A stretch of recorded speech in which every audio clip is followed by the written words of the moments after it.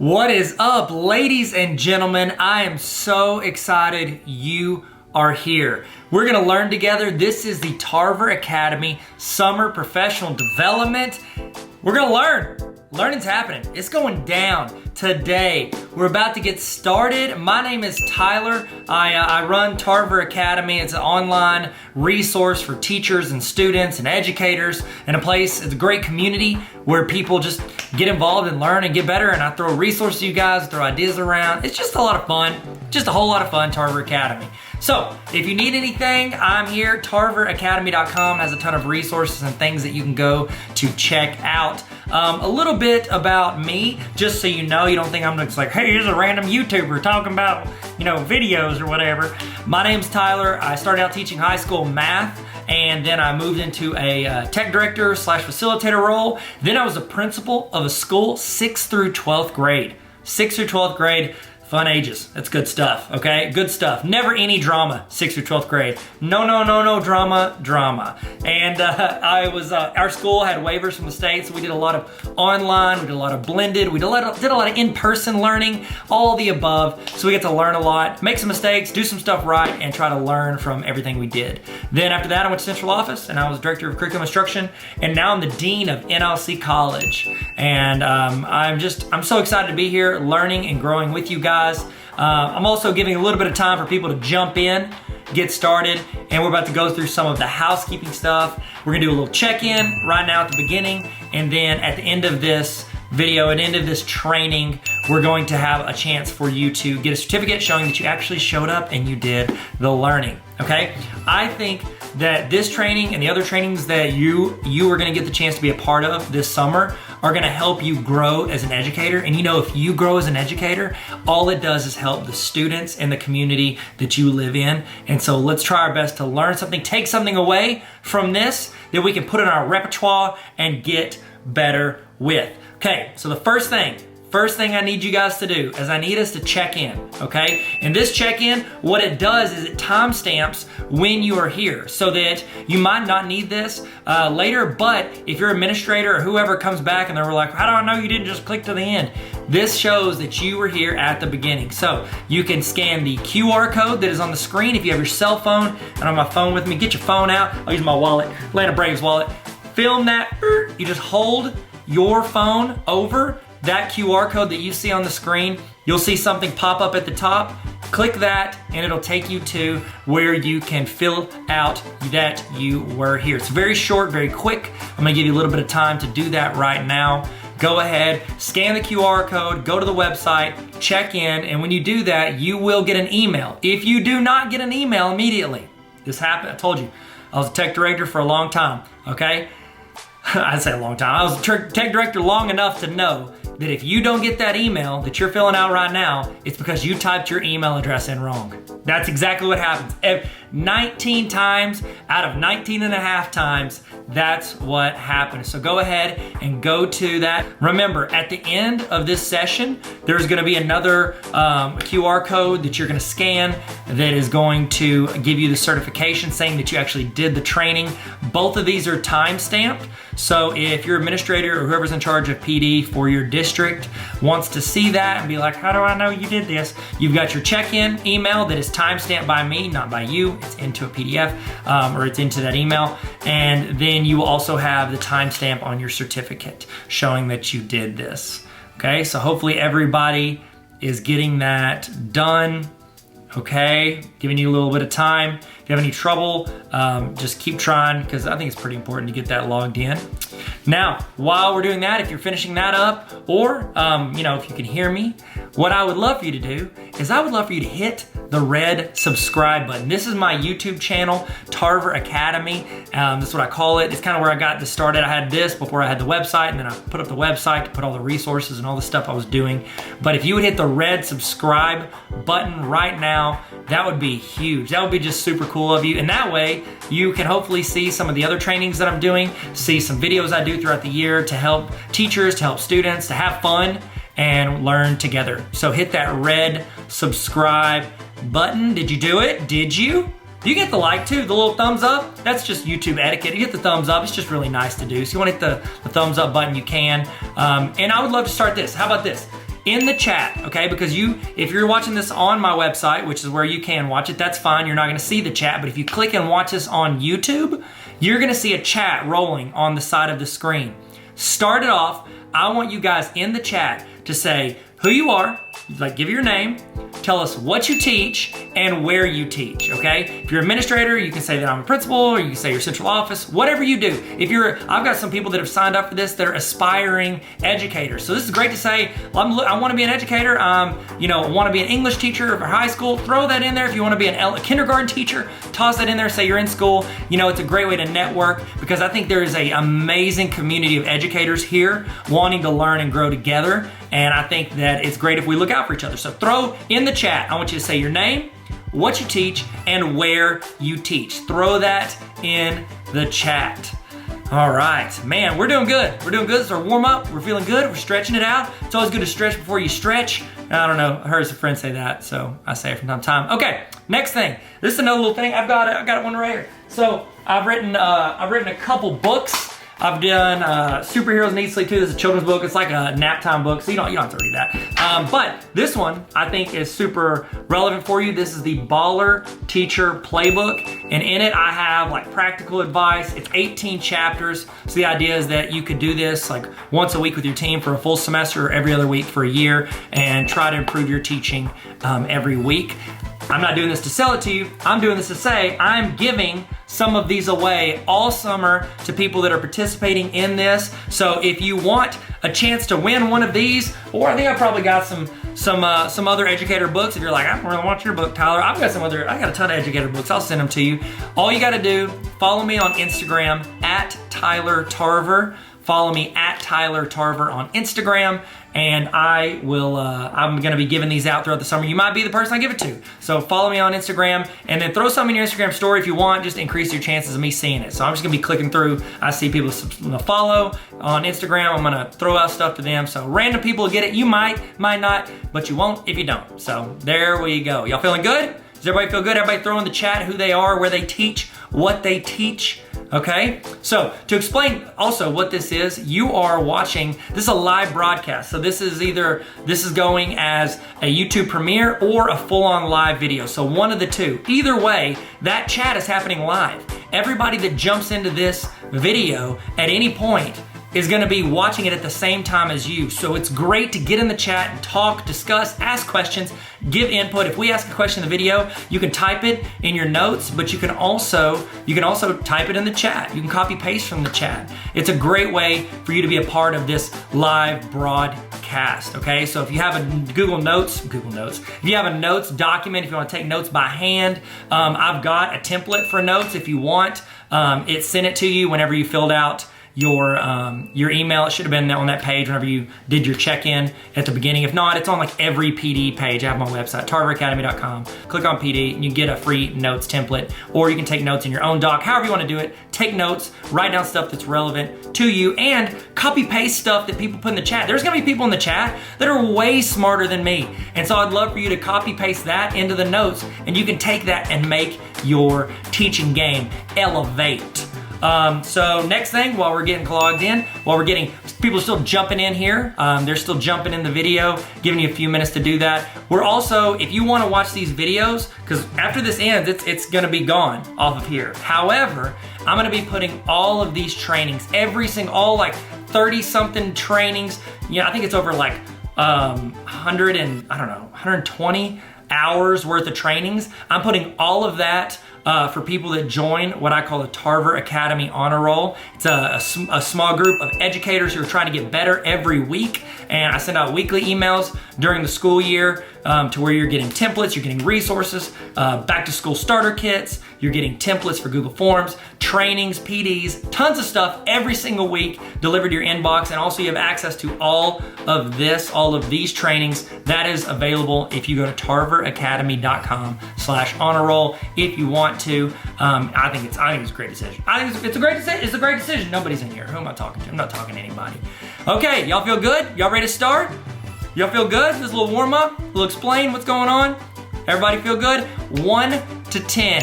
Put in the chat how you feel today. Or give me this, how about this? Give me an emoji of how you're feeling today. That'd be better, 1 to 10, or give me an emoji. I'd love to see it. Or just give me a word. You're like, I don't want to do an emoji. Give me a word. How you feeling today? And let's get rolling. Remember, input in the chat, take notes, learn, grow. Welcome to the best professional development that you're gonna do. Not guaranteed, but it's an opinion, but it's also true, but it might be biased, but it's gonna be a great summer. It's gonna be a great training. Hope you guys learn something. Hope this adds you value that you can then bring to your students and make your school, your community, yourself better in some way. Guys, we're about to get started. Y'all excited? Y'all ready?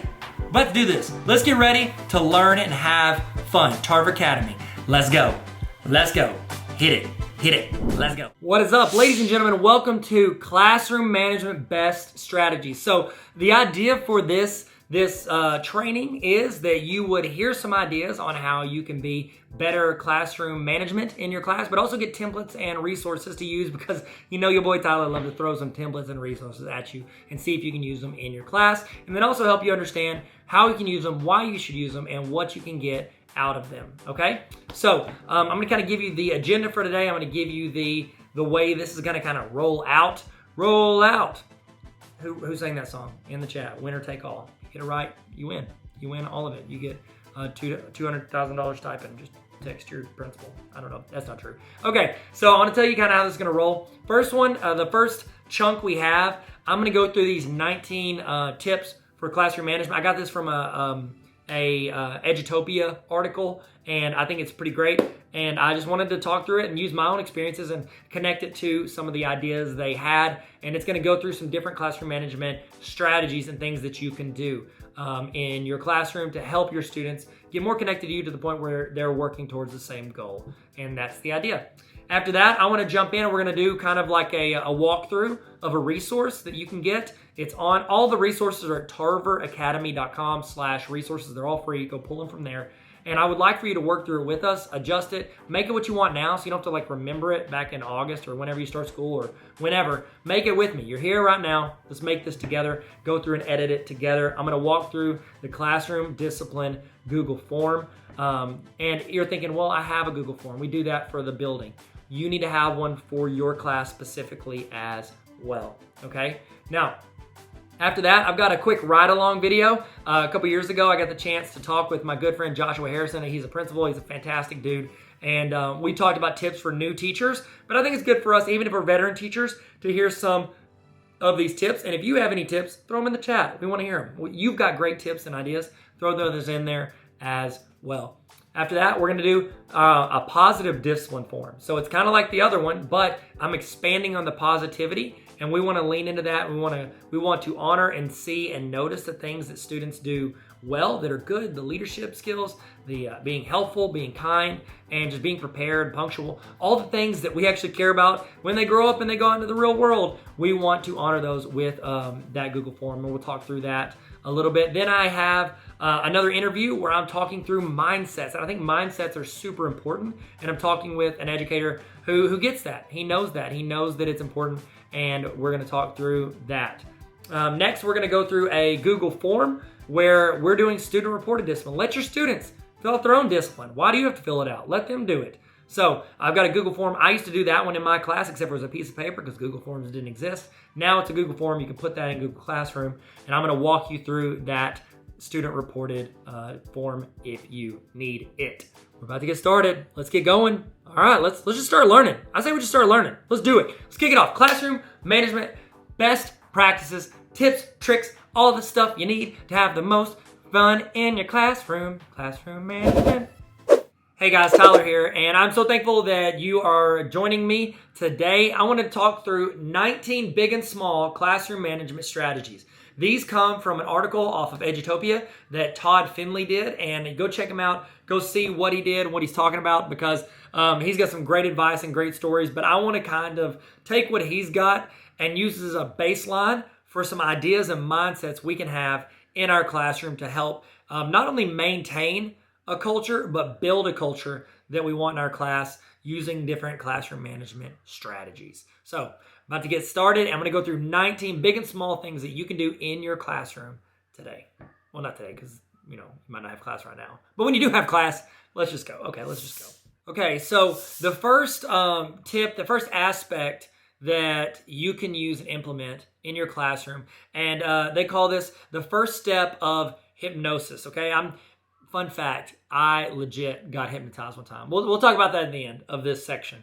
But the idea is the first step of hypnosis is you don't want to give your audience, the person you're trying to hypnotize, too many instructions. Have you ever noticed whenever you hear too many instructions or somebody's like, hey, do this and this and do this? Like when my dad calls me, I love my dad. He's one of my favorite people on the planet. He was the best man at my wedding. Here's the deal though. When my dad tells me an address, he is not going to say, all right, I'll text you the address. You can just click it and go because, that's how phones work now. What he's going to do is all right, you're going to drive down to the end of the road on Highway 5 and you're going to take a left. It's the second turn after the Conoco. It's called Seaver Street, not Sevier Street, Seaver Street. Sevier Street is gone too far. That's the next one. There's an I in there. And he's giving me all these directions. And like 3 seconds in, I'm just like, okay, stay focused. I'm thinking of other things I have to do. I'm not thinking of this. I'm thinking of like, hey man, I'm just going to wait till the end till you tell me the address. I'm going to put it in.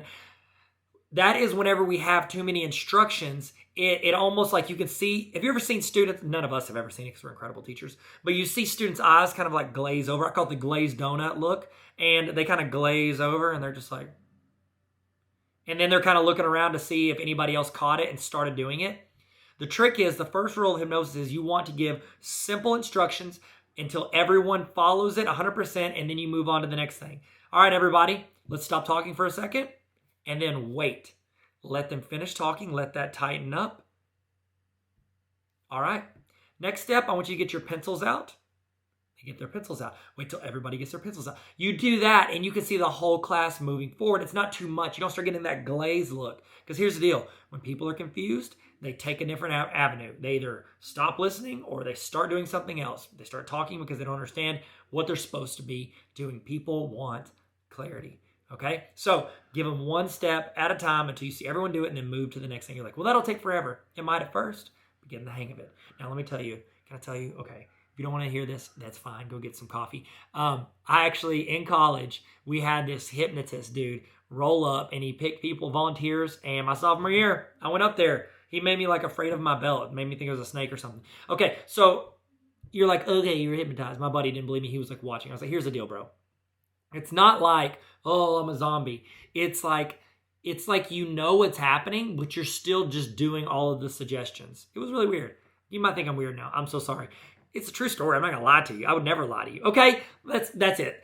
Keep the first rule of hypnosis, which is that you complete one directive at a time until everybody is in line. Now, the next tip is keep your consequences as minimal as possible. And you're like, well, they need to know big punishment for big things.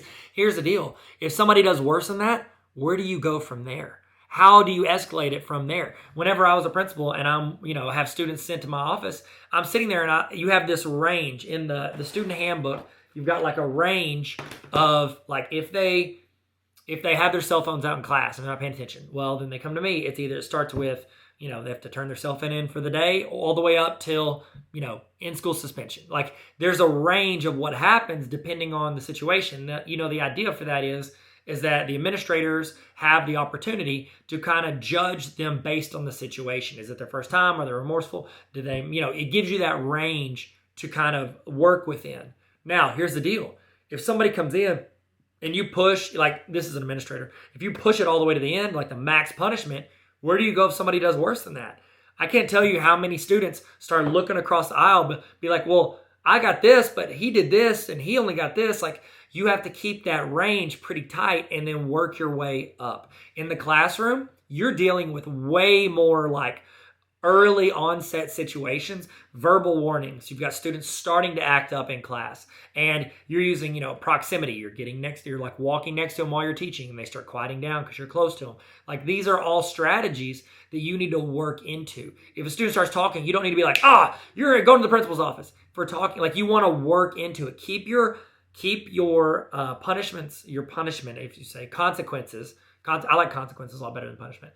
Keep your consequences small and help it lead into something more. You don't want to play your ace of spades until you've played the rest of your cards, okay? Have you ever played war? Where you just lay down. You always know where your big cards are, and you don't want to play them early. You want to keep them until you need them for something big. So keep your consequences as minimal as possible. Classroom management is tied to what the curriculum is. It's tied to what the students are doing. If you've talked to me for 30 seconds, I'll tell you I'm working on my dissertation. I'm sorry, I don't mean to talk about it, but it is something that is consuming a huge chunk of my life, and I love what I'm learning from the research studies that I'm reading about. And in the studies, my focus is on how to engage learners with online educational videos.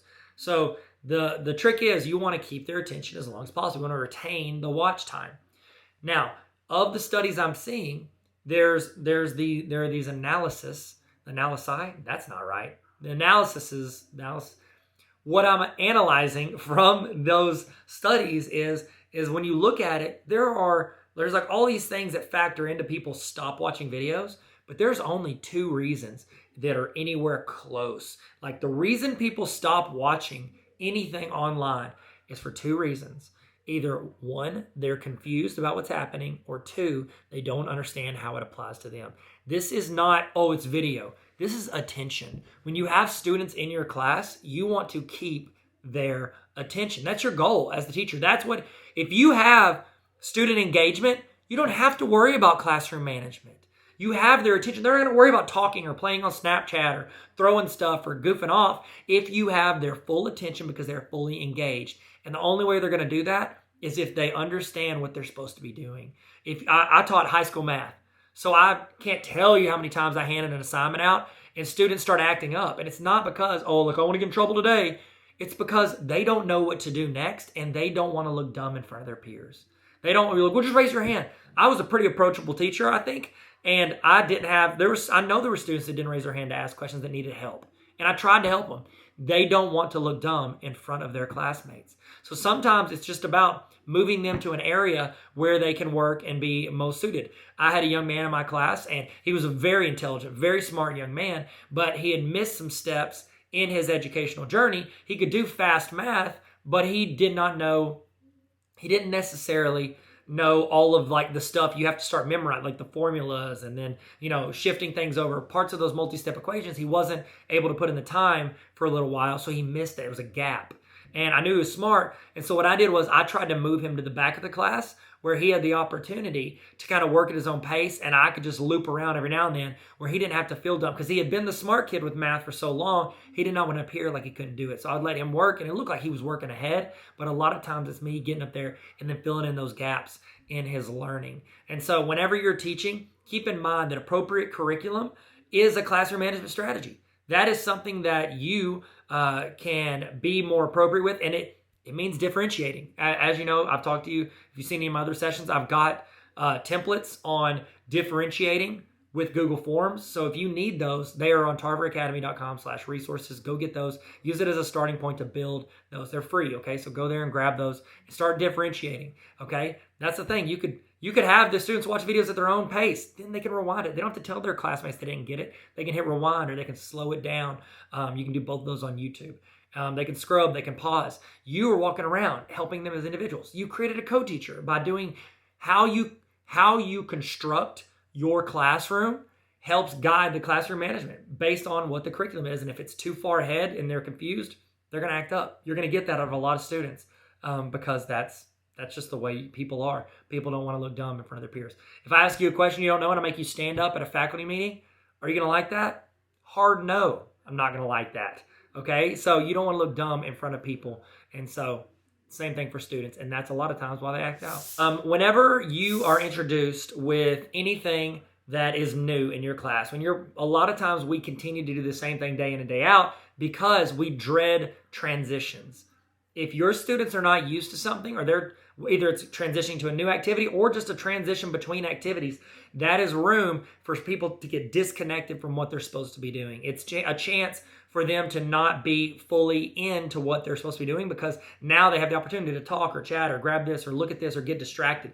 If you ever want to know how hard it is to transition, be working on something and then want to go in and check a text message. You're going to look up, I don't know if any of the chat, have you ever done this? Have you ever gone on your phone to check one text message? You see a push notification, you click on it. Oh, it's on TikTok. I got a message. You look up and you've spent 25 minutes looking at TikToks and checking Instagram and seeing your emails. And then you set your phone down and you're like, oh, wait, I'm supposed to look at a text message. And you get your phone back out and you go through round two. Have you ever done that, or is that just me? Okay, I can get distracted super easy in the transitions. Young people are the same way. So what I recommend is you have almost different templates for how your class runs. And so you have these templates where you, if you've seen any of my summer if you've been through a bunch of my trainings, you know that there are some resources that apply to 3 or maybe even 4 different trainings. If it's, we're going to do the positive action Google form. We're going to do that at some point today in classroom management strategies. And here's the thing,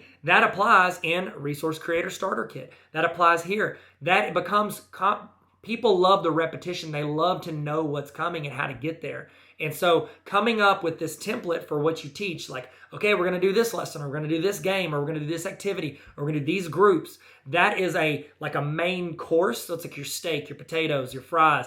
Why would you have potatoes and fries? I don't know, but they're your different pieces. The transitions are, okay, I'm going to drink some, unsweet or sweet, or in the chat, are you sweet tea or team unsweet tea?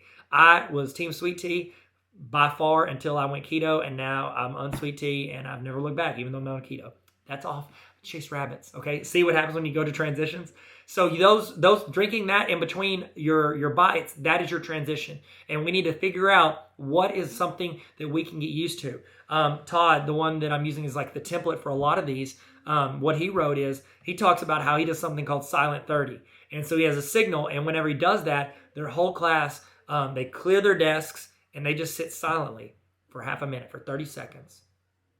It's kind of unnerving, right? Like that 30 seconds of silence. I was only silent for like 2 seconds, maybe. Here's the one that I did in my class. I realized my first semester, I did not want to yell at my students, and I was not going to do that. I yelled 2 times, once to a class, and I yelled. I raised my voice. I didn't yell. I raised my voice twice, and I realized I'm not going to do that to someone's kid ever again. Whether it's in a big group or individual, I'm not going to raise my voice. And so I had to figure out some other way to get people quiet. I'm going to show you the way that I did it. Stand in front of the class, and I would do this. Put my hands out like this. I can't remember if I made the students do it or if they did it naturally, but if you can have a transition where your students do this, it's almost like a calm on the room. I was reading a book. It's by Bob Iger, and it's called The Ride of a Lifetime. And he talks about when he's in stressful meetings or he's doing something that is, it's his heart, he feels heart racing. He does this with his hands. He kind of opens them up. And what that does is that it's a naturally calming position to be in. He'll just like set his hands on his legs under the table, and he'll do this. Teach that to your students. Let them, if they're frustrated with a teacher in another class or frustrated with you, it's a good technique for them to just put their hands out, open underneath their desk or out on top of their desk. So when I'm standing in front of the room, I want to be quiet. I do this. It keeps me calm.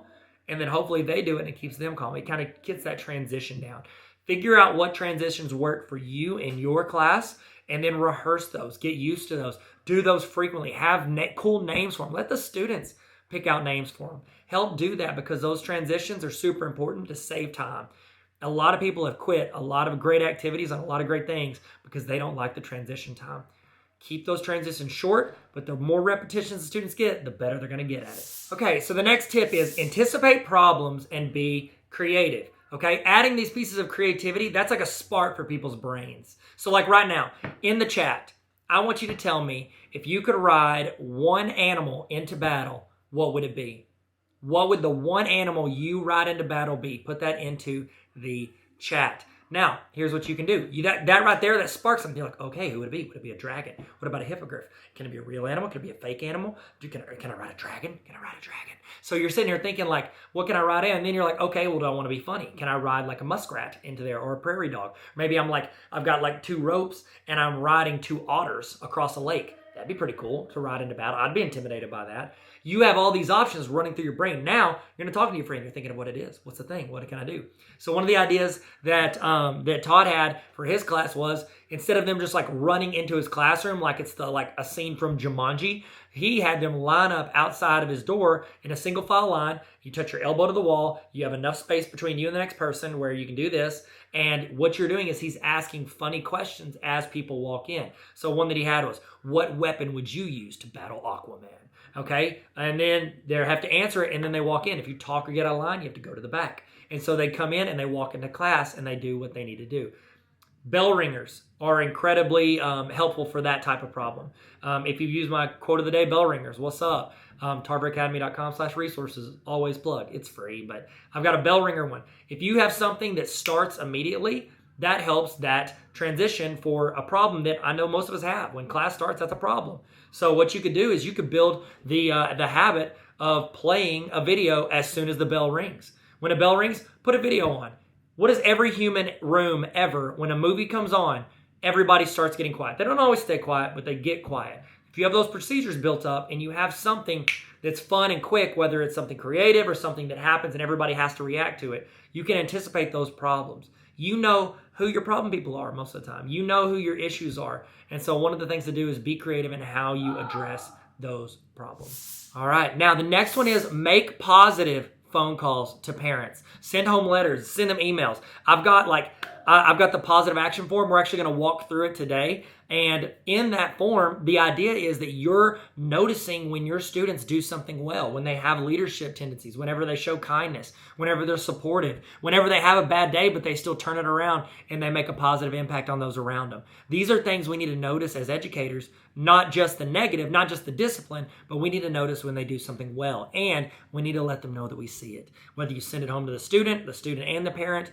if you do this, it's going to go so much further with your parents when they do have a couple bad things that you have to talk to them about. When they see that you notice the good, it's going to go so much further with them than it would if it didn't. Because how many of you guys have heard a parent come in and go, well, all you do is you look for the bad in my kid. You don't see it when he does something right. You don't see something good. Here's the deal. If they're seeing those positive notes or those positive emails, those things that you're like, hey, I noticed that you did this today and I'm very proud of you. Guess what? It's going to go so much further when you need to get on to them for something for discipline. So try to make those positive connections with parents and students and let them know that you see and appreciate the times they're doing what's right. Now, one of the other things you can do is show students that it's beneficial for them to behave in class. Now, one of the things, if you've ever read Tinto's Theory of Student Retention, then it's super important for students to have social connection and then academic goals. Now, those academic goals, if they're too far away or too lofty, it's hard for students, these young people, to see that. Like,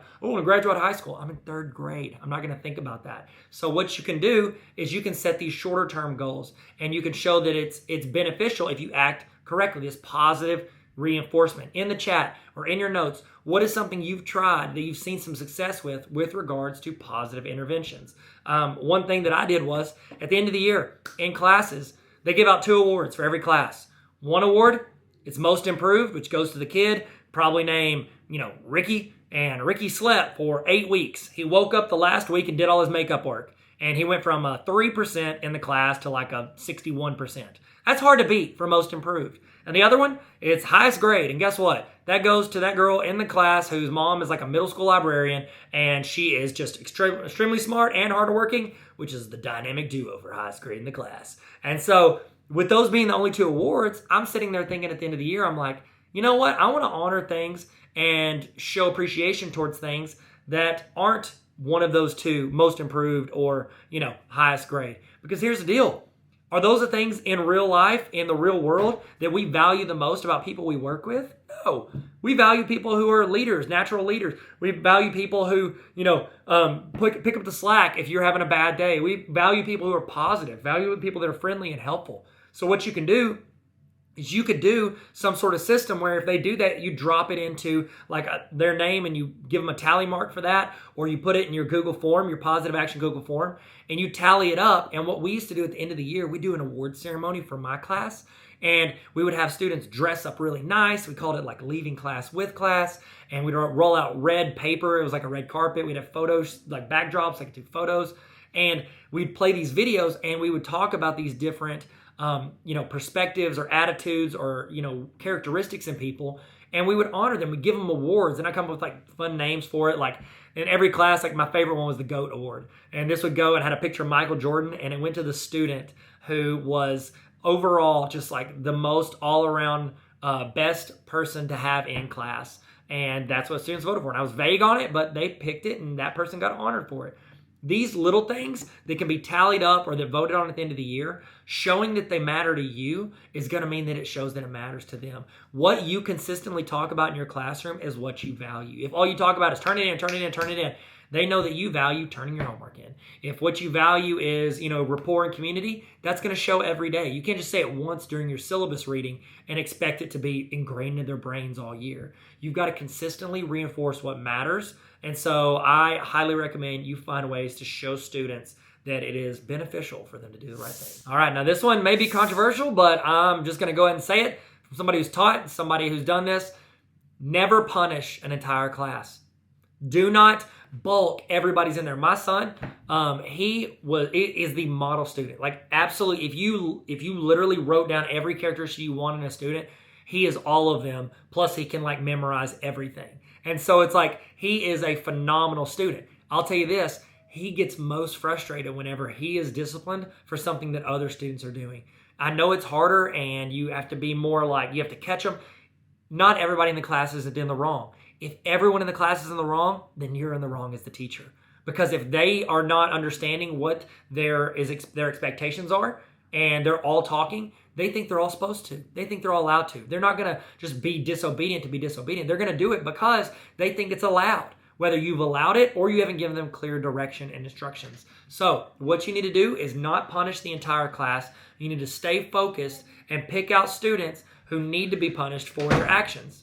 You don't need to go out and do it for everybody. I know it's more work, but it's also going to be better for everybody there. And here's the deal. When you do that for the whole class, all it's going to do is you're going to see further resistance on anything you try to do because everybody feels like they're lumped in with the 5 kids or the 10 kids that keep acting up. So reward the ones that are doing well. And then if they are acting up, you take consequences with those students, not everyone. Okay. So we talked earlier about how you don't have to worry about classroom management if you have student engagement. Now, here's the deal. How do you get them engaged? I'm going to tell you something I learned. So I love TikTok and I've been making videos for TikTok. And I put them on there and I want to help teachers. The ones I've seen the most success for, and this is just a 1-minute video. I know you're trying to do like 45 minutes or an hour or 2 hours or however long you have students.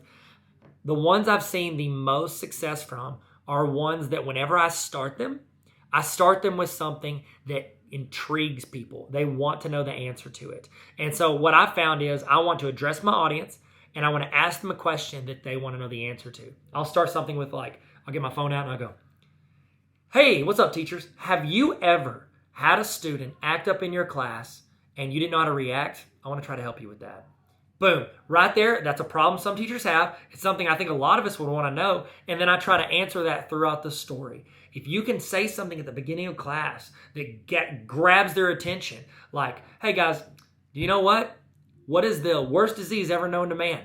If we didn't have a vaccine for it. Oh, they're going to throw out answers. Go, nope, none of those are right. We're going to find out what it is here in a little bit. So they're going to be paying a little bit more attention because they think you're going to talk about whatever it is.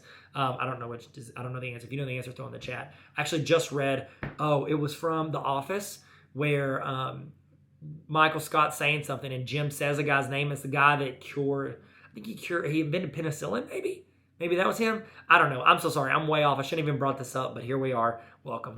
And so, but here's the deal. As I was thinking that, hopefully I had your attention because you're like, okay, who is it? You're thinking of it or you know it. You're shouting it from your house. Please put it in the chat so the rest of us can know. Google it. I'll allow it. Google it. And so check that out. Don't check that out. But that's what I would recommend. Come up with something related to your class that grabs their attention and hopefully it's something they want answered throughout the class. So I really love the idea of starting with a big question. So try that, see how it works with your class. And then at the end, a quiz could be, see if they can answer that question. See if you actually addressed it during the class period. The next thing is that you need to set the tone for your class. Whether you're setting it or you're changing it, you control it. You are the biggest culture carrier in your classroom. You're like, well, I don't know, Darren's pretty loud. He controls a lot of kids listen to him. Guess what? Darren acts this way because you allow him to act that way. You are the most influential person in your class. Guess what? Darren's going to all these other classes and he's not acting up in all them. You know why? Because there is something happening in there to where he either knows what happens if he acts up, or he doesn't have the influence there because the teacher has leaned into the influence they already have just by being the authority figure in the room. So change the tone. Whenever you're sitting there, this is one thing I used to do. When I was walking through the hallway, going to my office, and I would have students working out there in the lobby at our school, and I was going to my principal's office. I was going to the principal's office. I would walk by. I always sang the same song from Journey to let them know I was there, but also just like an upbeat song. Again, here's the deal. I'm not a singer. This is not a secret. I am not a good singer. I will sing stuff because, sometimes you just gotta sing, but I have zero training and zero talent and zero skill sets. And honestly, I'm not even trying. I'm really just leaning into it and just changing my volume of my voice. So I would walk through the lobby and I would just be just a small town girl living in a lonely world. That's it. And I would sing as much of it as I could. Took the midnight train. And I would sing it and walk to my office. I did it all the time. I'm setting a tone in there. It's upbeat. I'm happy. I'm like, hey, what's up, guys? How are you doing? I'm not going to walk through like I'm on a mission, like, oh, this, and this. Your students, if you walk in upset or mad or frustrated, they know it. So try to be upbeat and set the tone. And if you see the tone going a way you don't like, start singing Journey. It works every time. Okay? Works every time. Okay, so the next thing is try to find things that you appreciate about every student. Now, this works also with rapport. Here's how I used to do it. I used to hand out note cards to all the students, and I would have them put their name on it, their class period, how much they like math on a scale of 1 to 10. They talked about their parents' names, how I can contact their parents, and then this is the fun one. I would list one fun fact about yourself. And so what I would do is the first 2 weeks of school, I'm trying to memorize all their names. So I'd have all of those note cards up there, and at the last few minutes of class, I'd get my note cards out, and I would sit there and I would be like, I'd pull one out randomly, and I'd go, okay, and I would find that kid, and I would say their name, and then I'd be like, Billy, and their kids were named, I almost said Billy Idol, Billy Smith. Hey, and then I would read it, and what I would do is I would almost try to create like an inside joke with what they said. I had one kid who was like an amateur 9-ball, which is like a billiards thing. He was an amateur 9-ball player.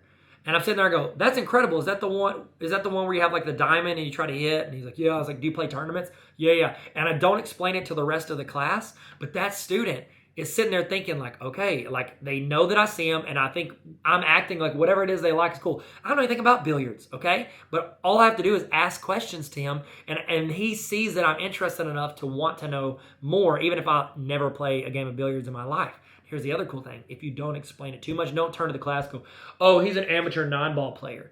What it does is it sparks interest with the other students so that after class, that kid's almost like a mini celebrity. Like everybody's walking up to him like, hey, what is he talking about? Or what did you do? It's almost like you turn your students into the stuff based on their fun facts. Now, if you need, I've got a template for a Google form you can give your students the first day or the first week where they can put that information in and you can get to know them. So whenever you do that, take that. It's tarveracademy.com/resources. Okay, so I'm going to tell you a little trick about doing videos and something you can use in your class.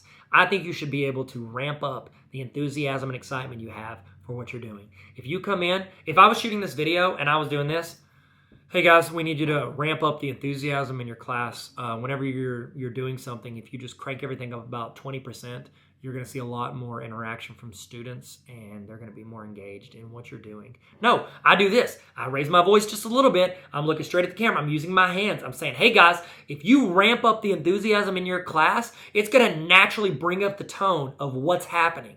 Just by talking a little bit loud now, going up just a little bit, that's going to crank up the volume, which cranks up the intensity of what's happening in your class. Get excited about what you're teaching. If you're not excited, why are you teaching that? Try to be passionate. This comes from a guy who taught high school math. I was a history major in college, and I had to teach high school math. Okay? I liked math, but it's not like that's what I love. So it was hard for me to get hype about it. But if you can find those little moments where you're excited when a student does something right, or they work a problem, or you do something, you're like, do you guys appreciate what we just did?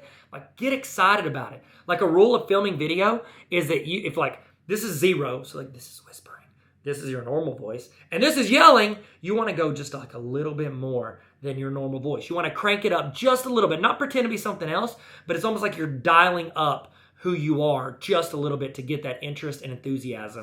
Next tip is to actually use your words. Use your words and reinforce that these students in this class matters to you. Sometimes they can infer it, sometimes they think the other side. If you don't communicate something, then someone else is going to build the narrative. Think of every frustration you've had with your administration. Think of frustration you've had with central office. Guess what? They probably care about kids. So do you. They probably want what's best. So do you. Yeah, you probably got different experiences, different budgets, and different knowledge of the umbrella of the school and all the dynamics involved. But you have to trust that they probably do care about you as a teacher and your students. Now, if they don't say that, if they don't use those words frequently, then guess what? How would you know? We know what is clearly communicated to us. So if you're teaching and your students are making you happy and you love it, say, hey guys, just so you know, like the last 10 minutes, that's why I teach. Because I love the moments where I see you say, aha, or when you get it, or Johnny, when you were fully in on it, and Sally, when you were sitting there, and usually, I know you, Sally, you get your phone out sometimes, but you didn't, and I appreciate that, and this is why I love teaching. When you guys are all in and you want to learn how to do something and you're helping each other, that makes me want to teach. Just by saying that, you're reinforcing what your values are, what you care about, and what you respect in your students' actions. The next thing is don't pander to the students. Do not ask them to reinforce you and what you need. You're the adult in the room. You have to have a level of confidence. You wouldn't be in that position if someone wasn't confident in you. So what you need to do is don't be insecure. When you go out and teach, it's okay to mess up. I'm saying you got to be perfect. But if you're up there teaching and you do something or say something wrong, be like, I was wrong, my bad. And then you keep going. Here's the deal. If you ask for like, oh, I'm so sorry, guys, and you want them to come pat you on the back or be like your students to reinforce you, guess what? If you need that reinforcement, that attention, that encouragement, if you constantly need that, I'm not saying you don't need it sometimes, but if you constantly need that, then you're usually not the recipient of it. So what you do is you be confident in what you're doing. If it doesn't work, you reevaluate. You tell your students, hey guys, we tried that lesson yesterday. I don't think that's the move. Okay, so what we're going to do is we're going to adapt. We're going to take this piece of that, and we're going to try this today. Let's give it a shot. Go for it. Be confident in what you're trying and what you're doing in your class. Your students see that. They see that you're confident or you're not confident. Don't pander to them and trying to get them to reinforce what you think you need, okay? Save that for the evaluations. Am I right? Am I right? Am I right? Forgive your students. Do not hold on to grudges as a teacher. I know there's students that are frustrating every day for 3 weeks. You've got to look at every day as a new day. My basketball coach, whenever he'd get mad at us, he would yell, hey, Tyler, did you know that a goose wakes up in a new world every day? Because, like, I guess I forgot the plays or something one time, or maybe a couple times. And so he would say that. That's the way almost we have to treat these students. It's almost like give them a blank slate. So I'll tell you how I used to do discipline in my class. There were 5 levels, okay, of a student in one day. It wasn't like over a week. It wasn't over a long period of time. Every day they get a fresh start with these 5 levels, okay? First level, if you're talking or doing something you're not supposed to, I'd write your initials on the dry erase board. Okay, while I'm teaching, I didn't even address you. I just wrote your initials on the board. Okay? They didn't see it because they're sleeping or not paying attention. Another kid would usually be like, hey man, your initials are on the board. And that's how they would know. And they knew my procedure, so that was a warning. If they acted up again in the same class, I would hand them a student discipline report. It was a salmon-colored piece of paper. I would keep teaching. I would walk over because they're talking or doing whatever. I would walk over and grab the paper off my desk, walk over and set it on their desk. They knew they had to fill it out. I never addressed them again. They knew what they were doing wrong. They knew why they received that piece of paper. Students are smart at every age. They know what they're supposed to be doing and what they're not. And what I wanted to do was I wanted to frame those situations and let them know that it was their choice to act that way and it was their choice to act a different way. And so on that form, on that piece of paper, they fill out their name and their class period and all that. Then they'd answer three questions. What were you doing? What should you have been doing? And what are you going to do to prevent this from happening in the future? And then they would sign it, I would sign it and date it, and they couldn't leave my class till I did it. No detention, just had to fill it out. So warning number 1, initials on the board. Warning number 2, they would have to fill out that form, nothing else. If they acted up a third time in that same class, then guess what? They got another one of those and they were in detention. So they had detention with me for noon detention. Now, if they acted up again, then I would do afternoon if they needed to because of rides. I get that. Lunch or noon or lunch detention, afternoon detention, it just depended, okay? So act up 3 times. If you acted up a 4th time in my class, I would send you to the principal's office. That apparently has gotten out of control. It's gone beyond what I can do in one 50-minute class period, and the principal handles it. Now, here's the deal. My principal took me seriously. You know why? Because I sent maybe 2 kids a year to him. I didn't send them. Those people that, if you send their students once a week in your class, you need to work on your classroom management. That's not how it should be. You should be able to send them very few times. I recommend once, maybe twice a semester to send any kid to the principal's office, because you need to be able to handle your own classroom discipline. It's not their job to handle all your discipline. It's there to handle whenever it gets out of your control. So that's level 4. And then if they acted up again in the same class, they come back to act up, they have to go to Mordor. They have to go to the gates of Mordor. It only happened once. It was kind of incredible fellowship. It took like 9 hours. If you really want to get into like the extended version of it, extended story, it's probably like 12 hours. And then there's like a pre-story that adds another like 9 to 10 hours, which is weird because it's like really only one book worth. And the other one was like 3 books. So you'd think it'd be, just one movie, or I'm sorry, one experience. So there you go. So really only have 4, but those are my 4 discipline areas. And every day when they come in, I forgive them. It's a new day. It's a new dawn. It's a new day. It's a new dawn. It's a song. Whenever they come in the next day, start over. It's morning again on the board. That's what they do. Now, what I just talked about, there's an important word I use there, and that's choice. You need to give your students choice. They have to understand that they have choice in what they're doing for their assignments. It's not funneling kids down the same hallway. Sometimes you need to see that they understand, mastery or content, then guess what?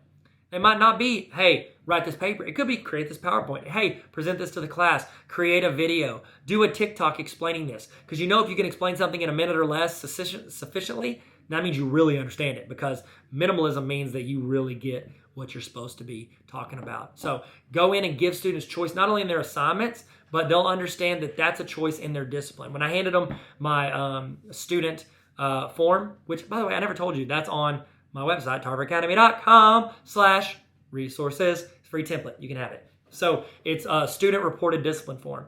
Now, on that form, everything is, what were you choosing to do? Why were you choosing to do that? And what are you going to choose to do to make sure it doesn't happen in the future? Students have to know that they don't have to act the way they're acting. They don't have to act up. They don't have to do the things they're doing. They choose how they act. This is something huge that I work on with my kids. Every time they get in trouble, it's not like, don't do this because I said so. Don't do this because it's the rules. I ask them, why did you choose to do that? Okay, what should you have chose to do? And why do we choose this other avenue versus this one? I want them to know that they have choice in this life, because guess what? You're not going to be walking all these students the rest of their life. Even my kids, once they turn 18 or 22 or however old before they get out of my house, hopefully at least 22, right? I don't know. Maybe. Is that okay? Whenever they get out of my house, I want them to make good choices. I don't need them to call me for every decision. I want them to have been trained up to that point where they know how to make those choices. Okay, so this is important.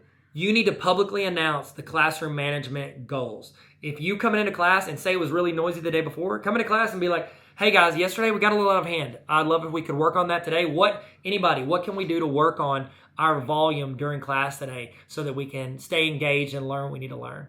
Let them know that you are wanting to set the expectations for that class.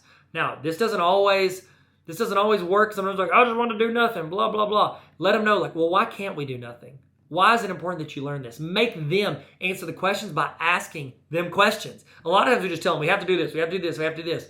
Make them answer the questions. It links to that last thing about choice. They think they have a choice in the learning when really all you're doing is asking, why do we do this?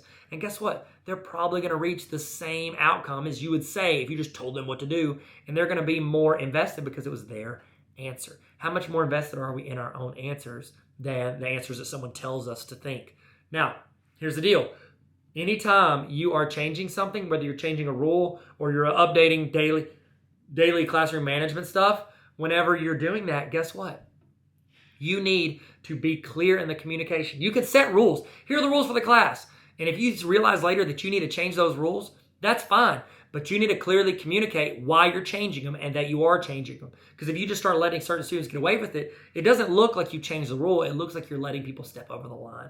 So you need to be clear when you change rules and communicate that to your classes. Okay, so here's another big one. Now, as I'm doing these summer PDs, I found out very early, people want agendas. They want to know what's coming, okay? It ties into what we talked about earlier about the 2 things that people need to keep watching a video. We need to not be confused, and we need to see how it applies to us. Well, guess what? If you have an agenda for your class that day, 1, it helps them with transitions because they know what's coming next and how to get ready for it. 2, they're not confused about what you're going to be doing. This is another thing. I used to run track. And when I'd run track, we'd be running. A lot of times I'd save a lot in the tank, because I didn't know how long we're going to be running. And I don't want to be like gassed and my legs not be working. They feel like them, I call them jello legs. I didn't want that when I still have we're only halfway through with the day. I like to know my expectations whenever I'm doing that. That way I can dictate and manage my energy, manage what I'm doing for the day so that I can pace myself. So establish clear routines, but then also give clear, directive on what's going to be happening that day so students know what's coming. Be clear. Clarity and communication. I can't tell you how important this is. It's so important for all of this. All of it. Okay, and here's the last thing, and this is super important, and I've talked about it a lot in other sessions because it's important. This is the last one of the 19. You need to be honest and authentic with your students, okay? If something goes wrong, tell them, hey guys, I don't feel like this went well. Ask them, what could we do better? How could we have been better? What could I have done different to make this better? And here's the deal. It's okay to hear criticism. So often we don't want to hear criticism. My friend, Leanne, she's incredible. She hates getting feedback or evaluations because she doesn't want to read negative things. I'm sitting here reading negative stuff for some of my PD. I had one or two things early on, and I was like, ooh, okay. That person was upset because they thought they were getting something and they got something else. I need to set clear agendas. Oh, this person didn't like how I went off and did this or added this in or talked about this. Okay, excellent. I'm going to talk to them and say, hey, what can I do to make that better? Or I'll just make that adjustment if I think I need to. Sometimes you don't. Sometimes students don't know what's best for the class. Because if you ask the class, what do y'all want? How can we make this a better class? Free pizza every day. They don't know what's always the best. Okay, so what you have to do is you have to be honest and authentic with your students so they can tell you how they can make it better. They feel like they're empowered to make decisions and help choose the avenue of the class. But also you need that so that your students are, they know that you're there and you're being you. You're being the real, true, authentic version of yourself because they're going to connect with that. Especially this young generation, they want authentic. That's why TikTok's so popular because it's more real than the fake Instagram or fake Facebook. I'm not saying they're fake, but there's so much fake on there. They like the authenticity of TikTok and people not pretending to be something that they're not.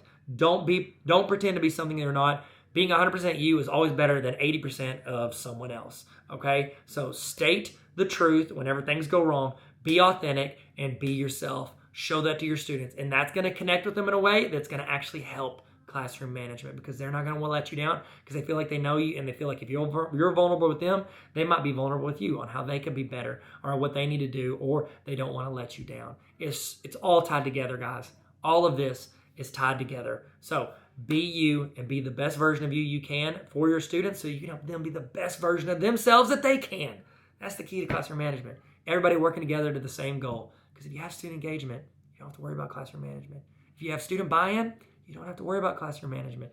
If you're all working towards the same goal, you don't have to worry about classroom management. All right, coming up next is the walkthrough of the Google discipline form. It's for your class. You're like, yes, I have it for my building. You need it for your class as well. Verbal warnings, all of it. Take this, go to my website, tarveracademy.com/resources. Get your free copy, make a copy of it. It's now yours. I don't have access to your discipline form. And I want you to go in and I want you to learn from it. And then you can analyze data later.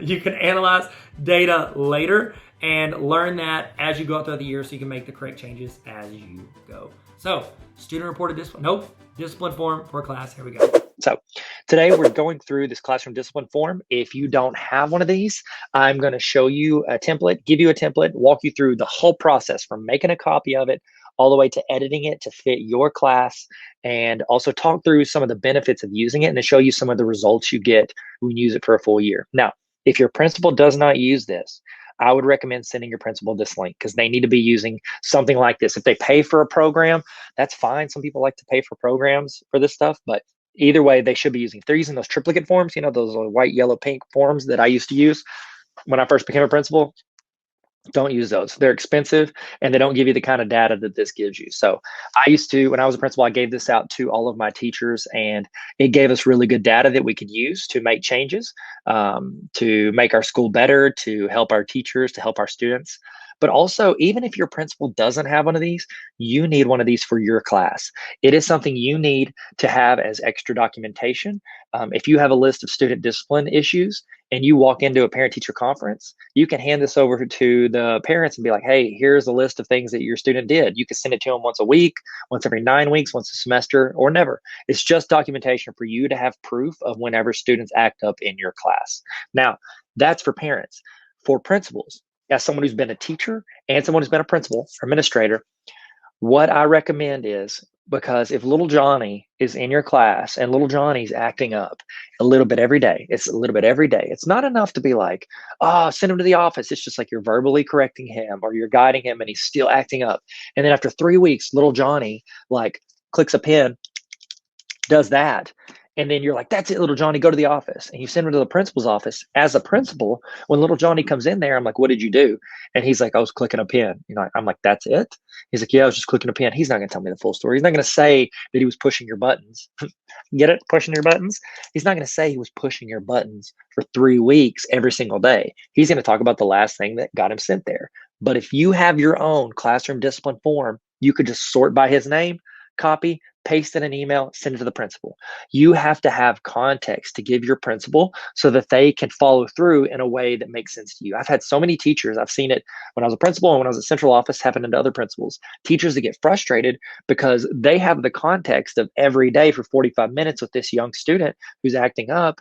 And then when they send it to the principal only has the last incident that got them sent there. So having this is something that gives context to your principal for anything that you need. So I'm going to walk you through getting the template. That's what we're going to do first.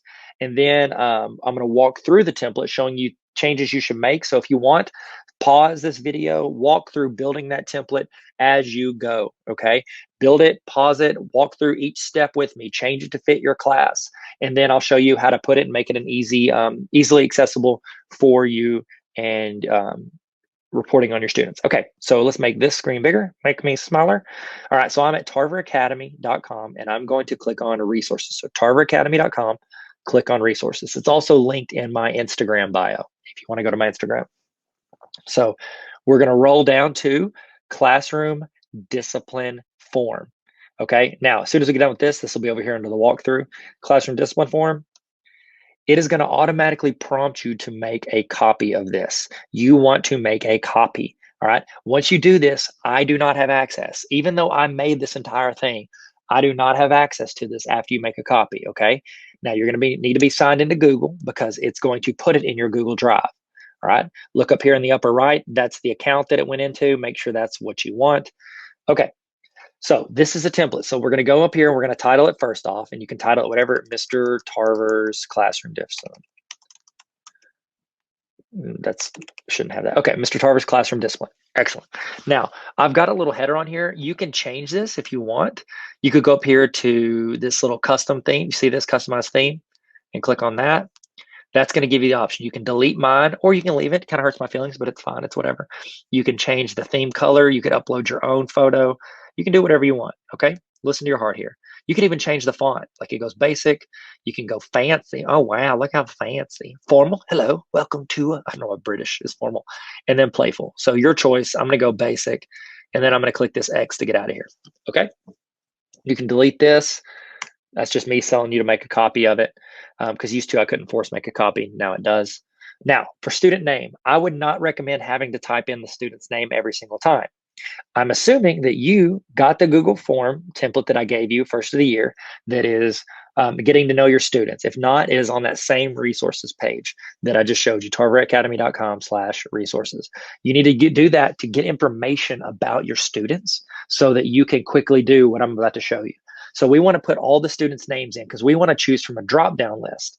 The reason is because if we ever misspell it or the spacing's wrong or whatever, whenever we put their names in, or if they have a nickname and they have a regular name, we end up putting different ones. We want to select from the same list because that's going to give us better data attached to each student. So I'm going to go to a list where I have student names. I'm going to click on the top one. Okay, I clicked on it and I let go. Pause if you need to, if I go too fast. Click on the top name. Hold the shift button. Now click on the bottom name. What that does is when you click something, hold shift and you click something else, it selects everything in between. Now I've got those all selected. Now I want to copy it. So if you're on a Mac, it's Command C. If you're on any other device, it's Control C. Okay, that's copy. Now I'm going to go back over here to my form and I'm going to change this to a drop down. And then I'm going to select the top option. Now I'm going to hit, if I'm on a Mac, I'm going to hit Command V, which is paste. If you're on anything else, it's Control V. Okay, so Command C is copy, Command V is paste. If you're on anything else besides a Mac, Control C is copy, Control V is paste. A lot of people don't know what the V stands for. It's like, why isn't it Control P? Control P is print. V stands for view. You are viewing what you copied. Okay. So what that does is that copy pastes all the names of my students into this dropdown. Now you're going to want to do that. Do not skip that part. Okay. Pause this and go do that. And then you can rewind it if you need to.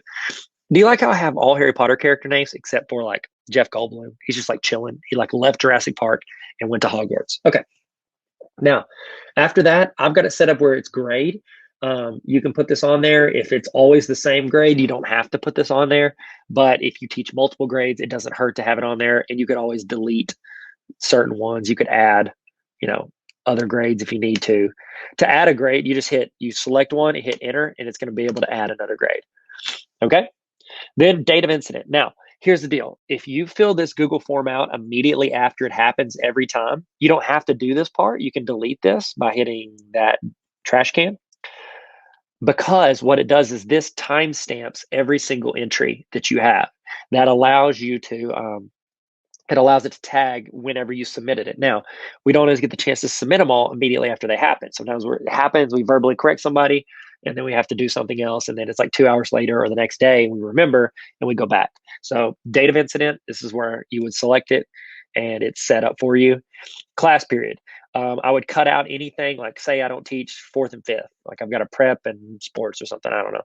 You can select it. You can title them. You can say third, geometry if you want. You can title them however fits your class the best. Okay. And you might even delete that altogether if it like you don't have class periods. You just want to put when it happened. When I was a principal, I had different teacher names in here. You could delete this whole thing because you're the only teacher that sees this. Now, if you share this with your entire team, which is not a bad idea, if you have like, say you're third grade and your students rotate classes, it would not be a bad idea to be all in the same one. That way, like say little Johnny acts up in my class at the first part of the day, and then I send him to you. It's almost like he gets a brand new, a fresh slate. Is that what it's called? Clean slate. Clean slate. He gets a clean slate. How did I know that? I'm so sorry. He gets a clean slate with the next teacher and starts over. This way you guys could get a heads up and see if somebody was acting up class after class. So also, if this is just for you, I would delete this section right here. Now, behavior. This one is one you might have to go in and do some corrections on, okay? With behavior, I took this directly from my student handbook. So all of these situations, all of these are worded exactly like the student handbook. So whenever my teachers filled it out, I automatically knew where to tag that in the handbook. I would recommend going through your handbook and matching this up exactly with however it is. It might take you some time, but it's going to be worth it because when you send it off to your principal, they'll know how to classify what it is the student did. Okay. Excellent. Now, this next section, you can delete it if you want, but I think you should keep it. Also, I want to tell you why I did checkboxes here, because sometimes if a student like stands up and then they're mean to a kid, they're picking on them and then they cuss, that's two things. They're bullying and they were cursing. So that's two. Checkboxes right here allow you to select more than one option. So that's why, because sometimes most of the time it's more than one option. Okay, next section. You can delete this if you want, but I think it is very important to include positive behavior for students. And here's why. If I'm sitting down as a teacher with a parent and I'm talking about these 20 things their kid did wrong throughout the year, that a lot of times parents can see that as it's either demoralizing or they're going to say, well, you ignore all the good stuff my kid does. If you mark a few times a year that they did something positive, that shows that you actually notice when they do something good. So if I had 15 bad things, but 2 good things, those 15 bad, when I try to correct that, is going to go a lot further with parents than just like, oh, I'd only see the bad stuff your kid did. No, I saw when they were a leader. I saw when they were active listener. Like you can add and subtract things out of here. Also, I have a Google form that is just set apart, like it's a template for you guys. It's called positive behavior. It's like this, but it's only set up for positive behavior. And I've got like a list of a bunch of positive behaviors. So if you want that, you can have it, or you can combine them into the same form. So it's your call, but that template is on tarveracademy.com/resources. You can make a copy of it right now. Okay. Teacher intervention. What did you do? This is the one you're going to use most of the time as verbal warning. That's That's one reason I say if you're going to use this for your class, make this as compact as possible, because the longer this form is, the less you're going to want to fill it out for like a verbal warning. You're gonna be like, ah, it's just a verbal warning. Those are things you need to mark. And this might change too if you're doing like a hybrid or a virtual class. You might have to mix this up a little bit. Okay. And then the last one, describe the incident. This is where the only part where you have to do any writing really is right here where you're describing what happened. If you make this like an app on your phone where you can just click it and fill it out, that's pretty easy to do. And you just click on that and then you can just do voice. Okay. You can talk and let Siri do it.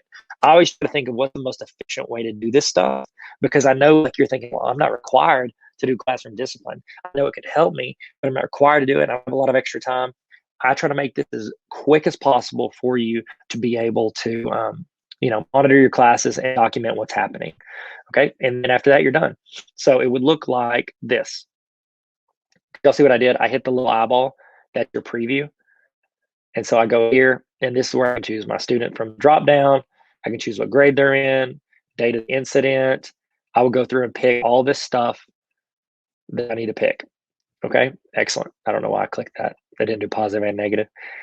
Describe your answer, blah, blah, blah, blah, and then I would hit submit. Okay, so that's it. Now, here's the thing. You need an easy way to access this. I'm going to show you 2 ways to make this super accessible for you for your class. The first way is I'm going to hit refresh so I can clear this out. Okay, so I'm on my Google form. I want to hit this star. Do y'all see the star up here at the far right of your address bar? They call it an omnibox, but I'm going to click that and I'm going to add it to my bookmarks bar.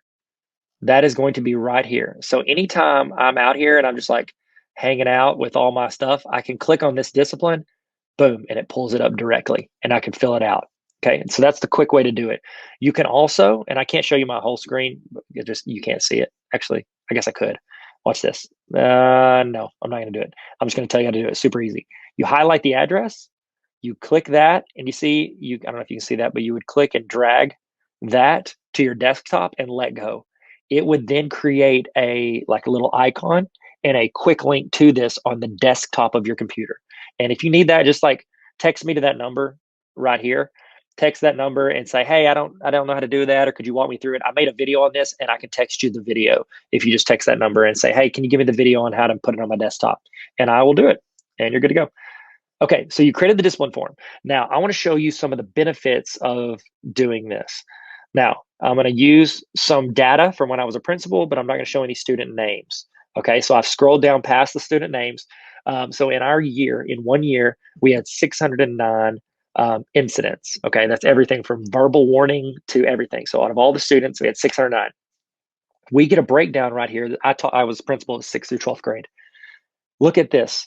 My 9th grade was over a third of my incidents for the whole year. Out of 7 grades, 9th grade was 1/3 of them.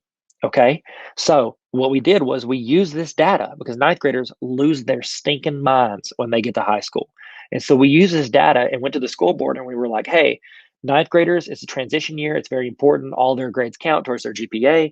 And this is where we're having the most discipline issues. We need to have either a 9th grade academy or we need to get a counselor who can focus on 9th graders and really work with them and getting through this year. And that's what we did. It was able to be data that we could use to verify to our school board that we need to move forward with this. And you can actually use this information and copy the chart. So you just hit this and copy the chart, and then you could paste it into, watch this. This is really cool. So when we did this, we built out like this entire presentation, and we were able to put it into like a Google Doc. So watch this. So if I hit new Google Doc,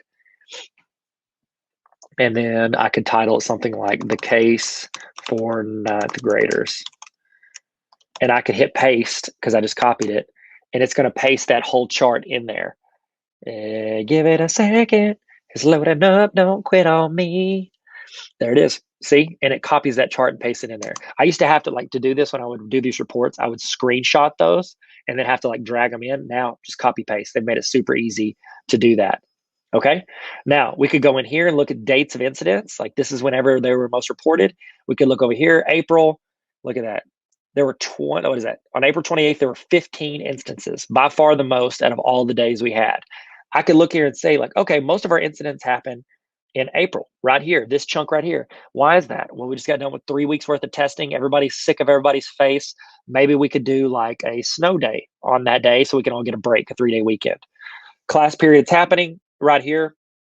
Second period was a majority of our issues. So you know what we did? We incorporated a grab and go breakfast after first period. Students weren't eating breakfast. They were getting agitated on second period. So we took the first 10 minutes of second period. That allowed them to eat, hang out with their teachers, build rapport. And we know that whenever students have a connection with a teacher, we see less issues in those classes. So we are using all of this data to make ourselves better. So if I know in Arkansas, they use TESS, TESS, to do like their teacher evaluation systems. And so this data, you could look at this and be like, okay, I need to do this, this, and this professional development to get better because, this is the areas I'm obviously struggling with. Teacher's name. Smith is a great teacher. We had him on there because he had some of our students that struggle a little bit more. Okay. Also, I want to point out, I know this says weapons violation. It says 140, that we had 0 weapons violations. This 140 is trying to sleep in class. That is a majority of what we had issues with. So there were a lot of verbal warnings trying to get students to focus. But we could use all this stuff. Like we looked on it and we saw that we had a huge chunk of cell phone. We had a no cell phone policy. We had a lot of issues with cell phones. So we're like, okay, well, let's try some stuff. So we actually told the students for 9 weeks, we're going to allow you to have your cell phone in between classes and at lunch and give it a shot. Like you just have to stay off it during class period. And if this goes down, these issues go down, we'll let you keep using it. And they did. And it was a great thing that we could try. So it allows you to try things based on data. A lot of verbal warnings. I could see how many chances we're giving, what that looks like. And you can actually get even more data out of this if you run individualized reports. Okay. I would scroll up and show you those, but it might show you students' names, and I don't want to do that. Okay. So that is a walkthrough of the classroom discipline forum. I hope this helped. I hope it gave you some clarity on things you could do in your class to record and document. That's the thing. The key with this is you need to have documentation for students, especially if it's virtual. You need to have like a quick, I can fill this out during class if a student's not paying attention, or if I like say they have their camera turned off, which is fine in a lot of situations based on whatever the student's needs are. But if they have their camera turned off and I call on them and they're not responding, it means that they've stepped away or they're not listening. And so that's something you could report on here. So it gives you data. That's the thing, guys. You've got to have documentation as teachers. I know this from principal and a central office administrator. I need documentation when you bring me stuff. It goes so much further instead of like, well, he did this or he did this or she did this or she did this. You need documentation, guys. It's super important. What up? Welcome back. Hey, Tyler here. How are you doing? How are you feeling? In the chat, let's do emoji check. And how are you feeling right now? Have you learned? Oh, no. To this point, what is something that you are going to try in your classroom or implement that you might not have wanted to, an hour or two ago? What is something you're wanting to implement in your classroom? Put that in the chat right now. I'd love to see it. I know the other people in the chat would love to see it. I know it'd be some great input. So throw that in the chat and then you can also copy paste and put in your notes just so you don't forget. Make sure everything you're doing, you're keeping notes of. Keep links to it, all of it, because I want you guys to be able to access and actually make your classroom better. I've sat through enough PDs in my life, professional development in my life, that I don't remember one thing from. I pray that you walk through this. I am hoping that you get something out of this training that you can take and use, once a day, once a week, once a year, once a decade, something that you use and implement, whether it's a mindset or a skill set or just any type of framework to build your classroom and make things better.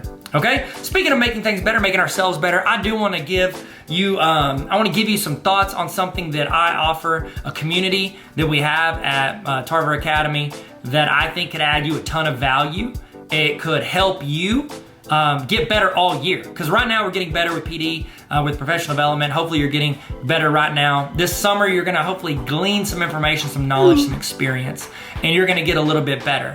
I want us to get better all year.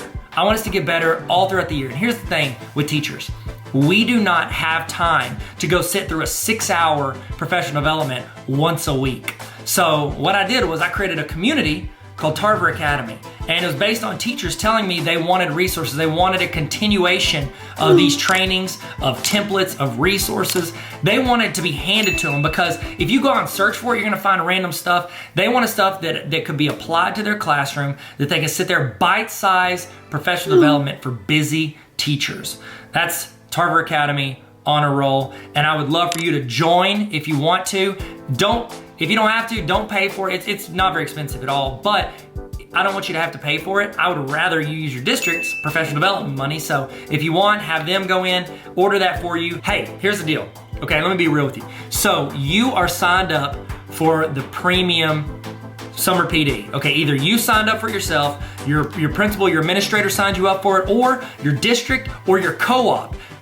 There were some amazing co-ops, districts that jumped in and realized that this could add value and flexibility because they're offering 3 different sessions throughout the summer. You have flexibility to watch from home, or maybe you're watching with a group, maybe you're watching in your classroom, wherever you're watching from. They wanted you to add that value, and I wanted to give you a huge discount on the Tarver Academy Honor Roll. This is just for this summer, and it's just for the people that are on the premium watches, okay? And so the premium watches, the premium PD, okay? And so if you're watching this, you're here, you're on it, okay? So what you can do is you can sign up at tarveracademy.com/honor roll, and I want you to use this promo code. When you sign up, use this promo code. It's gonna cut in half.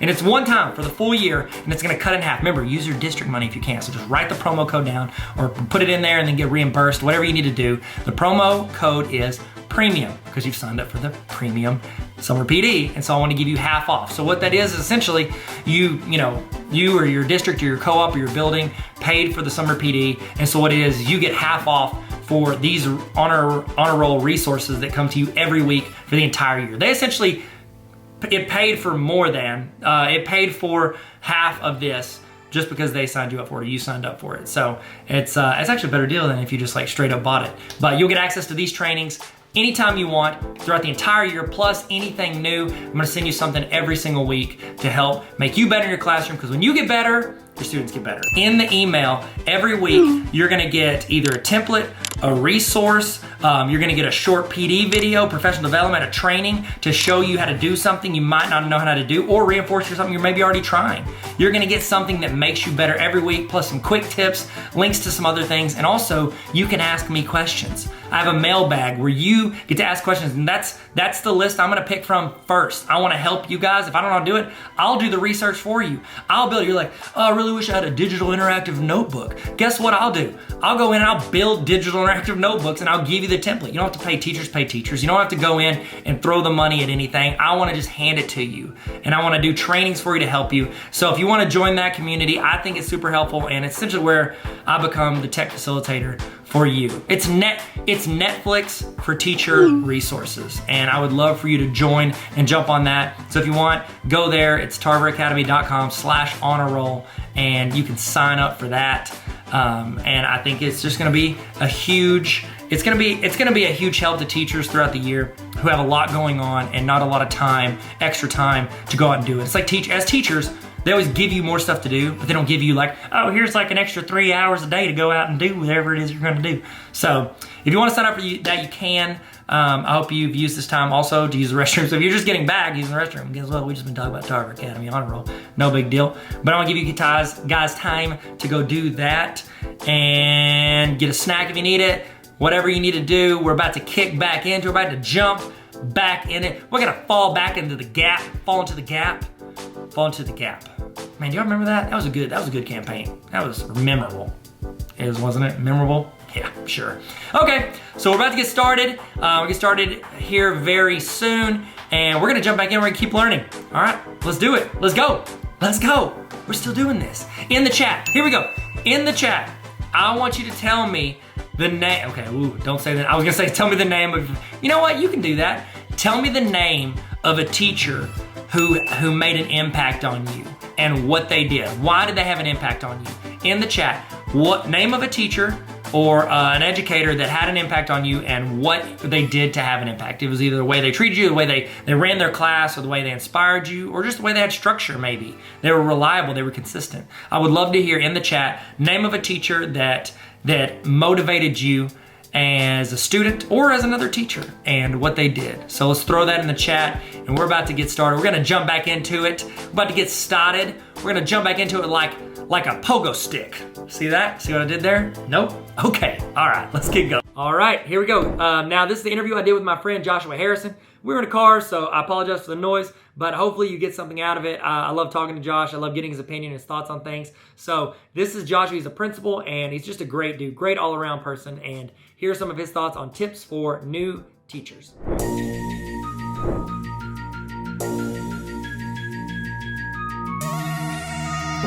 What up? Welcome. Tyler here, TarverAcademy.com. I'm joined today by an expert educator, a licensed professional, the Sultan of SWAT, the Colossus of Clout, principal, athletic director, and hero among millions, I'd say. At least. At least.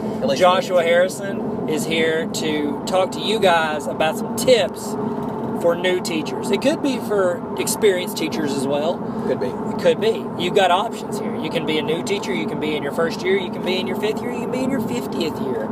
If so, I'm proud of you for knowing what the internet is and being able to kudos to you, Grandpa Jeffrey, leader of the grandpas. That's stupid. Okay, so we're going to talk about some advice we would give you guys for new teachers, or as new teachers. The first one is, when I started teaching, someone told me, an administrator told me, don't smile for the first 6 months. Don't smile till Christmas. I think it's what Josh was saying earlier.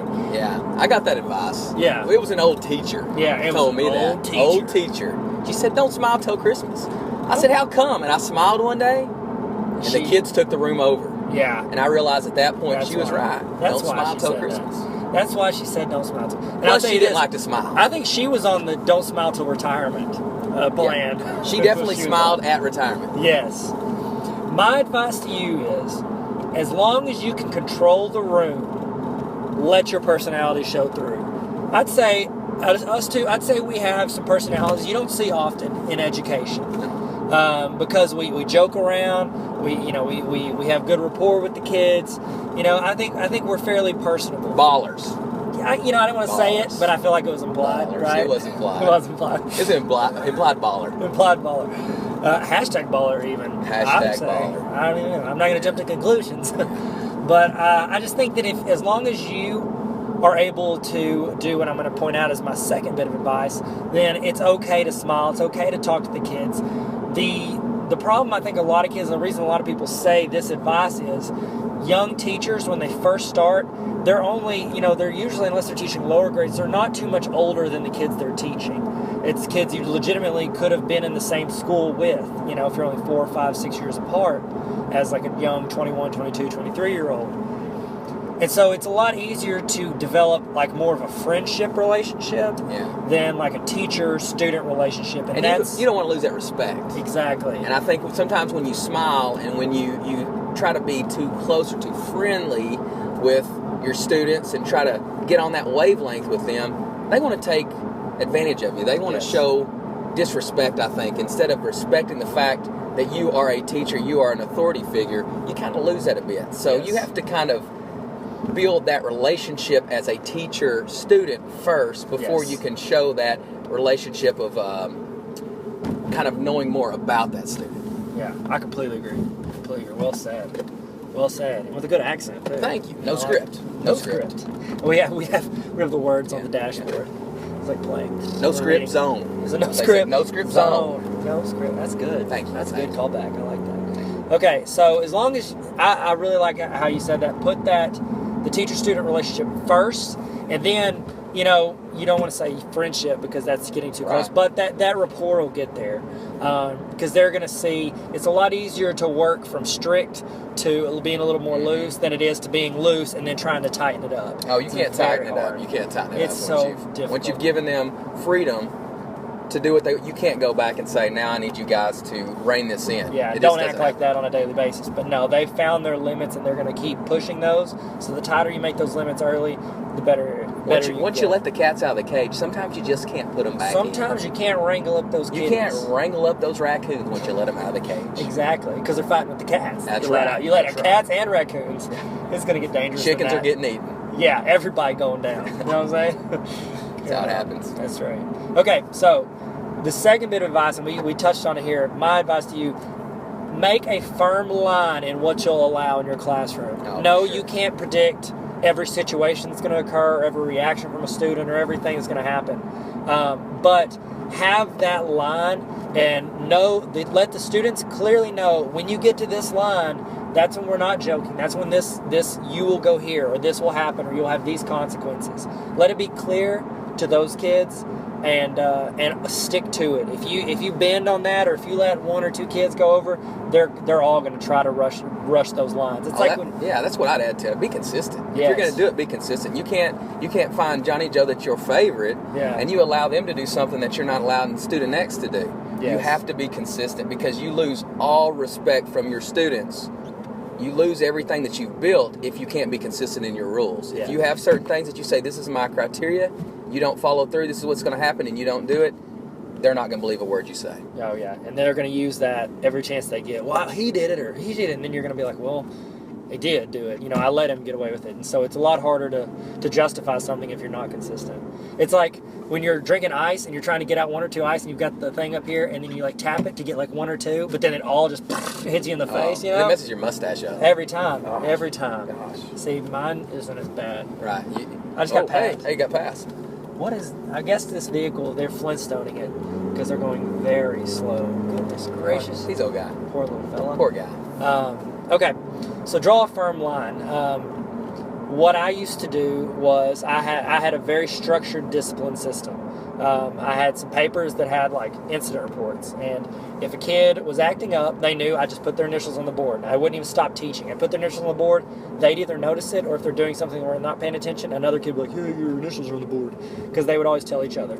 And so it would just kind of correct itself. Now, if they took it past that warning, I had a form that they filled out. I'd still continue teaching. I did not disrupt my lesson because of a student. I'd go grab a form as I was teaching, set it on their desk. It was a different color. It was I think a pink form, and it was a piece of paper that I just ran copies of, and it had the date, time, their name. They had to write about what they did, how they could have prevented it, and what they're going to do to keep it from happening again. Is that called the I Pity the Fool form? I Pity the Fool form. I Pity the Fool. Mr. T. Yeah, I Mr. Pity T, the Fool form. That's pretty solid. I like it. If I was in the back if I go back in the classroom, Little stamp, Mr. T on it. I Pity the Fool.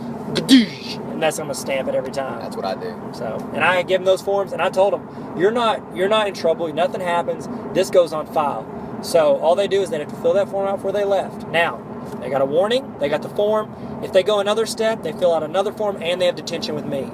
And if for some reason they go another step past that, I just send them to the office. And those are my lines. 4 steps, very clear. Kids knew the procedure. And I did that because one of the big things for teaching is keeping documentation. When that parent comes up after little Johnny has gotten sent to the office 4 times, and he's like, why is my son going to the office? My son's a prince. He's never... Who calls her a prince? That's weird. Princess. Little probably John someone over in Saudi Arabia. Exactly. He's a prince, yeah. He's a prince. Well, he's got the money to get into whatever school he We wants. let him get it, whatever. Goodness gracious. Okay, so he... I would just say, yes, he got sent to the office 4 times, but here is in Johnny's own words what he was doing wrong in class, what he should have been doing, and what he should have been trying to do afterwards. And so it really takes you off the hook as the disciplinarian, because the student is saying, I did this wrong. I should have done this. So it's very, very nice, especially when it's a teacher conference. And I think if you kind of look at the aspect of an administrator, from an administrator's point of view, now that I've gone from a teacher to administrator, I see the fact that most administrators appreciate teachers that handle their own discipline. Yes. Because when I have to come in and I have to take over, then I have to start making decisions that maybe that teacher wouldn't normally make, because I have to make assumptions of what happened. We're going to 100% stick behind our teachers. Yes. But we want to make sure if a teacher controls their own environment, we don't really have to step in unless it's something major. Exactly. And so, I think if you can handle your environment, you set strict boundaries, you stick by them, you be consistent, then you will have less referrals to the office, because you handle that stuff yourself, and they know exactly what's going to happen if they do something wrong. Exactly. And when those kids know that expectation, they rise to that level, or they meet that level. Yes, you'll have some stray ones that'll go off the hinges or do something they're not Stray expecting. raccoons. Well, stray raccoons will get out of that cage, but it's going to be less of a consistent problem, because whenever, as administrator, if we get a ton from the teacher, we see, they can't really handle students very well. They're just sending them to us anytime there's anything at all. Or if we never get one from a teacher, a lot of times we'll think, well, either they're really great at management or they just let them do whatever they want and they never send them, Right. which hopefully it's the first one. But I'm not saying you should send them just because you haven't. But a small stream, I would recommend if you had to send like a couple kids a semester, that's normal. I would say that's even maybe a low amount. But that's what I used to send because I did try to handle all of it myself. And then, like we said in the first point, if you work out that rapport, that authority figure, and then that rapport, you'll have a lot less classroom management problems. And plus, if the kids are occupied doing work, it's a lot less chance of them goofing around. If you're letting them sit there and waste 10, 15 minutes, they're going to find something to occupy the time, and it won't be doing classwork. Well, there's several of them that they learn what it's going to take for them to get kicked out of class, and they'll push that boundary if they know you're just going to immediately send them out because they don't want to be in there. A lot of kids don't want to be in the classroom. That they want that attention, and they want to get some reason to get sent out. So, sometimes the best thing to do is actually keep them in the classroom, but, manage them other ways with the writing assignments, other things like that. So. Exactly. And don't let it look like busy work, because then they'll be ticked. But make it apply to what they're doing. That's awesome. Excellent. All right, last thing I want to hit you with. As a teacher, as a student, I would say I was fairly, I was above average. I'm not saying I was gifted, but I was above average when it came to intelligence. I was in classes with other kids who were like me. They cared. They goof around, but they care about their grades. They do their work. Well, that's for sure. Yeah, and then whenever you get to be a teacher, you might have some classes with kids that you never even knew existed in school that just don't care, or that they don't get it, or their grades behind where they should be. And so whenever you are working with them and they're trying, you're going to have kids that are way behind what you expect. Be prepared to exhibit high degrees of patience in which you may not have had to do before. You might think going in as a teacher, like, oh, I'll just get to stand up there and I'll say all this in such a great way, all the kids will get it, and they'll go, oh, I get it.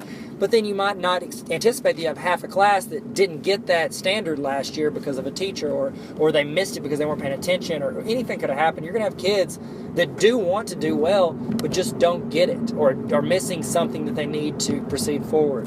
And I recommend being patient with them. Well, in the same boat, you have to be willing to be flexible, to modify and adjust, because you're going to find that sometimes your lessons just bomb. Yeah. Your lesson may be terrible, and you don't realize it. You think, oh, I've planned a great lesson. All of a sudden, you go through it, and your kids are like, I don't get it.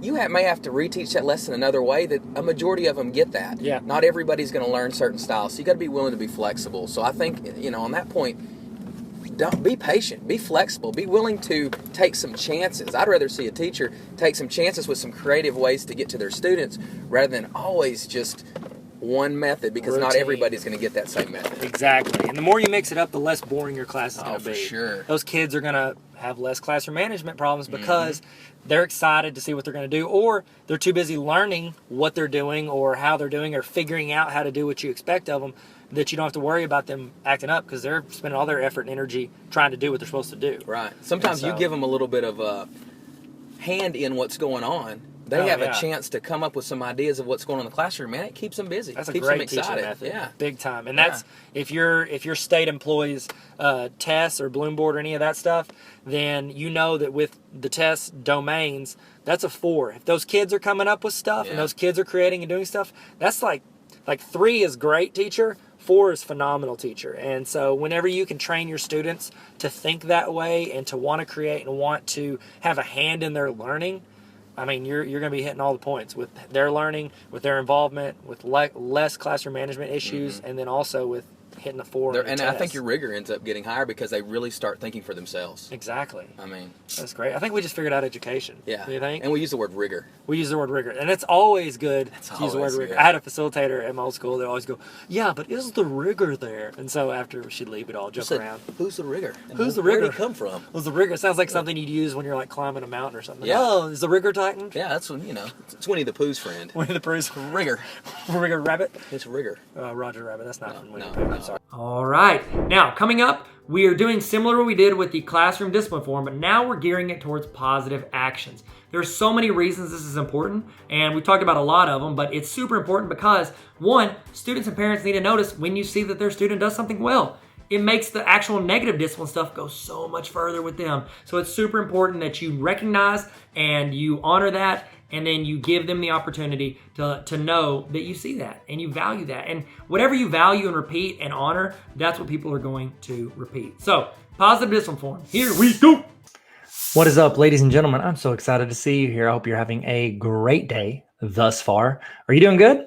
In the chat, put an emoji of how you feeling. How you feeling? And what is the one resource you wish you had? Like, if you were like, I need a template of that in Google Forms, what would it be? And I'll probably make it. I'll be honest. As long as I see this, I'll make it. If I see your comment, if not, you can email it. I've actually got a mailbag. If you're on the honor roll, you can just submit it and I'll create it. And then you'll get it because that's how I do business. So honor roll, whatever. I can pitch that all day because I think it's a great resource for teachers and it's a great way for you to just get it handed to you. There's a lot of websites that are great resources that you don't think to go to, but I'm going to toss it to you every week and I'm going to give you some tips and I'm going to give you some quick PDs, bite-sized PD for busy teachers. Okay, let's get into today's resource that I want to give you, or this session's resource. This one is the positive action form.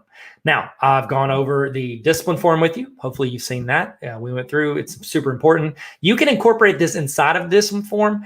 I like to do it as its own because you can be more, you can do more with it, but it's up to you. If you want to combine this with it, go for it. Okay. And you can import questions directly from other Google Forms. And I'll show you how to do that because I don't know if I've shown you yet. But I like to have this as its own form. So the 3 discipline forms that I like to give as a resource, as of right now, I'll make some more if you want them. So you've got your student discipline form. That's, your basic, this is what you did that you weren't supposed to be doing. This is how I broke the handbook, blah, blah, blah. You got your student reported discipline. It's where students get 3 questions. What were you doing? What should you have been doing? And what are you going to do to prevent this from happening in the future? Make students fill that out and send it. And the 3rd form that I'm showing you right now is the positive action form. I'm going to show you how to get it and how to set it up. You can actually set it up on your phone if you want to, or your iPad. Make it like a home screen app if you want to. I've got a video on that. If you need, just let me know. But let's get into it. So we're going to go. I've got it at tarveracademy.com/resources. I have that link up here. Tarver Academy. If you want to go there and get it right now, tarveracademy.com/resources. And we're going to go there, tarveracademy.com. Do you ever get tired of saying Tarver Academy? I know I do. I'm just kidding. It's whatever. Okay, so we're going to go to resources. Click that. You don't have to go to any of the stuff underneath it. Just click on it. And we are going to scroll down. And we're going to go to, so I've got my classroom discipline form. I've got my student reported discipline, and I've got my positive student action form. Here's why I love the positive student action form. Very often, parents, they just get to see the times their kid messed up, the times their kid made some poor choices.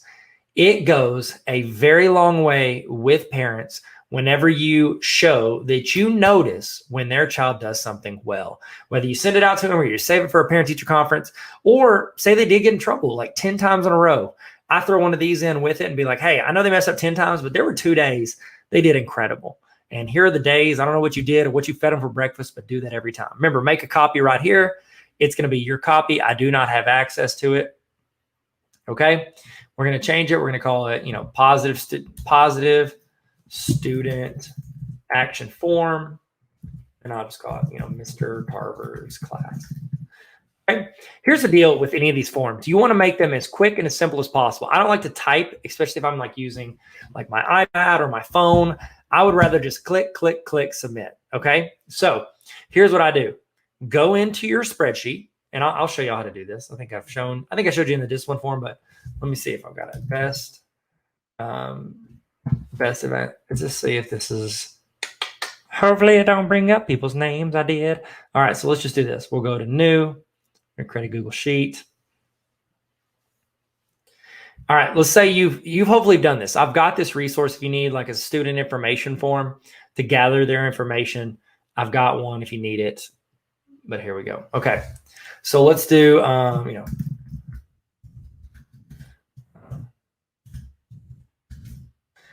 Michael Jordan. Both of them because they were both wizards. You get it? Because that's not Jordan. No. Because Harry Potter was a wizard and Michael Jordan was on the. It's just high level comedy. It's not a big deal. What is this? This mess. Okay. Let's do Kevin Durant, Steph Curry, Ron Weasley. I've definitely got a type of person I like to put in here. We'll do one more. We got to include Hermione Granger. Okay. Now, you've got this list of all your students. Let's hopefully say you have every student you have. We're going to click on the top one. Okay, so I've clicked it and I've let go. I'm going to scroll down, or I'm going to go down to the bottom name. I'm going to hold Shift, S-H-I-F-T, Shift, and then I'm going to click on the bottom one. What that does is whenever you click something, hold Shift and click something else, it selects everything in between. I've now selected all these names and I've let go. Now I'm going to copy, so Command-C on a Mac, Control-C on anything else. I'm going back to my form. I'm going to click up here. For option 1, I've made this a drop down. I'm going to hit Command-V, which is paste. By the way, fun fact, did you know it's V? You think P is paste. That's print. V stands for view. You are viewing what you copied. So there you go. You've got all their names in. Now this will be a drop down for you. See, look, watch this. Now when I'm going in and I'm trying to pick my students' names, bam. I would sort them alphabetically first, but that's on you. Okay, it's up to you. All right. So we've got the names. You can do which grade. You could probably delete the ones, like if you don't teach, like say you just teach kindergarten, cool, delete all of this. Delete this whole section. If you teach, high school kids, you can keep 9 through 12, whatever. Adjust that if you want. Date of the action. Sometimes we don't always fill it out right afterwards. If you are in a good habit of filling it out as soon as a student did something well, then what I would recommend is just delete this and use the timestamp, because every single time you hit submit, there's a timestamp. I, might think of it at the end of the day, or I might not think of it, whatever. You're going to do date of action. What class period did it occur? Teacher name. If there's multiple teachers on there, you could do this as like a team thing. Like if you have a team discipline form, you can have a team positive action form. And it's also good at the end of the year. Like you could sort by the student's name and find out which kid, like, hey, which kid made the biggest impact this year? Which had the most positive actions? Or you could break it down even more. Who was the leader the most? Oh, there were 10 times Johnny was the leader. Oh, who was the most helpful? That's 15 times Sally was helpful. Whatever it was, you can go in and give awards based on who got these the most. I did a checklist because sometimes students do more than one. I think this would be just really cool for parents to get, showing the things their students, their kids, your students are good at. So I did a checklist, and then if you want to describe it, you can. You'll notice how I kept all of the first ones like super easy to like click, click, click. And if you want on this one, if you're using your phone, you just hit the voice and talk into it. Tell the situation, or you can type it in, whatever. So that's the gist of it. And we're going to do the same thing we did with the other discipline forms. We are going to hit send. We're going to get the link, copy. Then I'm going to go into classroom. And I'm going to put it, well, actually, no, you're not going to do that. Do not put this on classroom, because that means the students are going to fill out all the great things they did. What I would do is I would put this in a place that you can remember where it is. So I'm going to show you a couple ways to put it. Okay. First one, you can put it on your phone. If you have an iPhone, what you can do is you go in and you open this link. Like I usually just take this link and I email it to myself, and I click on the link in my email. And then what it does, it's going to open it up in Safari. You have to be in Safari. And then once you're in Safari, let's see, I'm going to open up Safari. Okay, see if I can show you this from let me make this bigger. Okay, so I've got a website here. Y'all see that? Now what you want to do is you want to click on, see at the bottom? Come on. See that box with the arrow on it? I'm going to click that. Sorry, click that. And then I want to go to, where is it? Not add bookmark. I want to, come on, add to home screen. Whoop. You can title it. That one's my book page. You can title it, positive action, whatever. Hit add. Bam. It is now an app. Sorry, you can't see. It is now an app on your phone. And anytime you click it, there you go, Tyler. Click it, it'll go straight to that website or straight to that form. So that's one way to do it. The other way is you can actually take this link. See how I highlight? That's not it. Remember Highlights, the magazine? Does anybody remember that? It's like every dentist office ever. You can go in, you can go to preview. This works on any computer. You highlight the link, you click and drag that link to your desktop. What that's going to do is going to create a shortcut to go straight to that website. Remember, Google Forms, it's just a website. It's a link on the internet. So you can short link it on your phone, create it as a home screen button. You can put it on your desktop to where you can double click, and it opens it directly in there. You could also hit this little star. Do y'all see the star right here? Click that.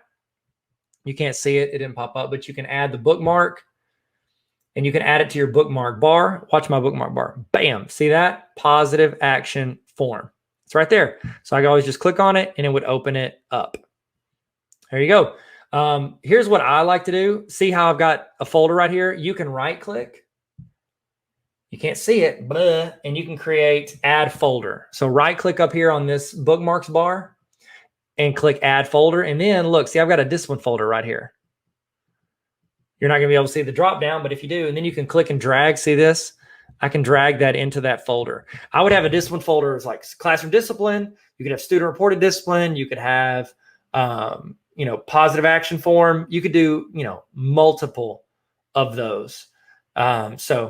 Think through what, way you want to access it, but I would make it short. Don't make it where you have to go search drive, hit preview. That's too much, guys. You'll never fill it out. Okay. Make it a shortcut, make it as easy as possible for you and your team. Okay. So there you go. Then, you obviously can go to responses, and you can click on this, and you'll create a spreadsheet to where you can see all your students' names, everybody you've submitted, sort by name, sort by date, sort by class, however you want. You can get reports.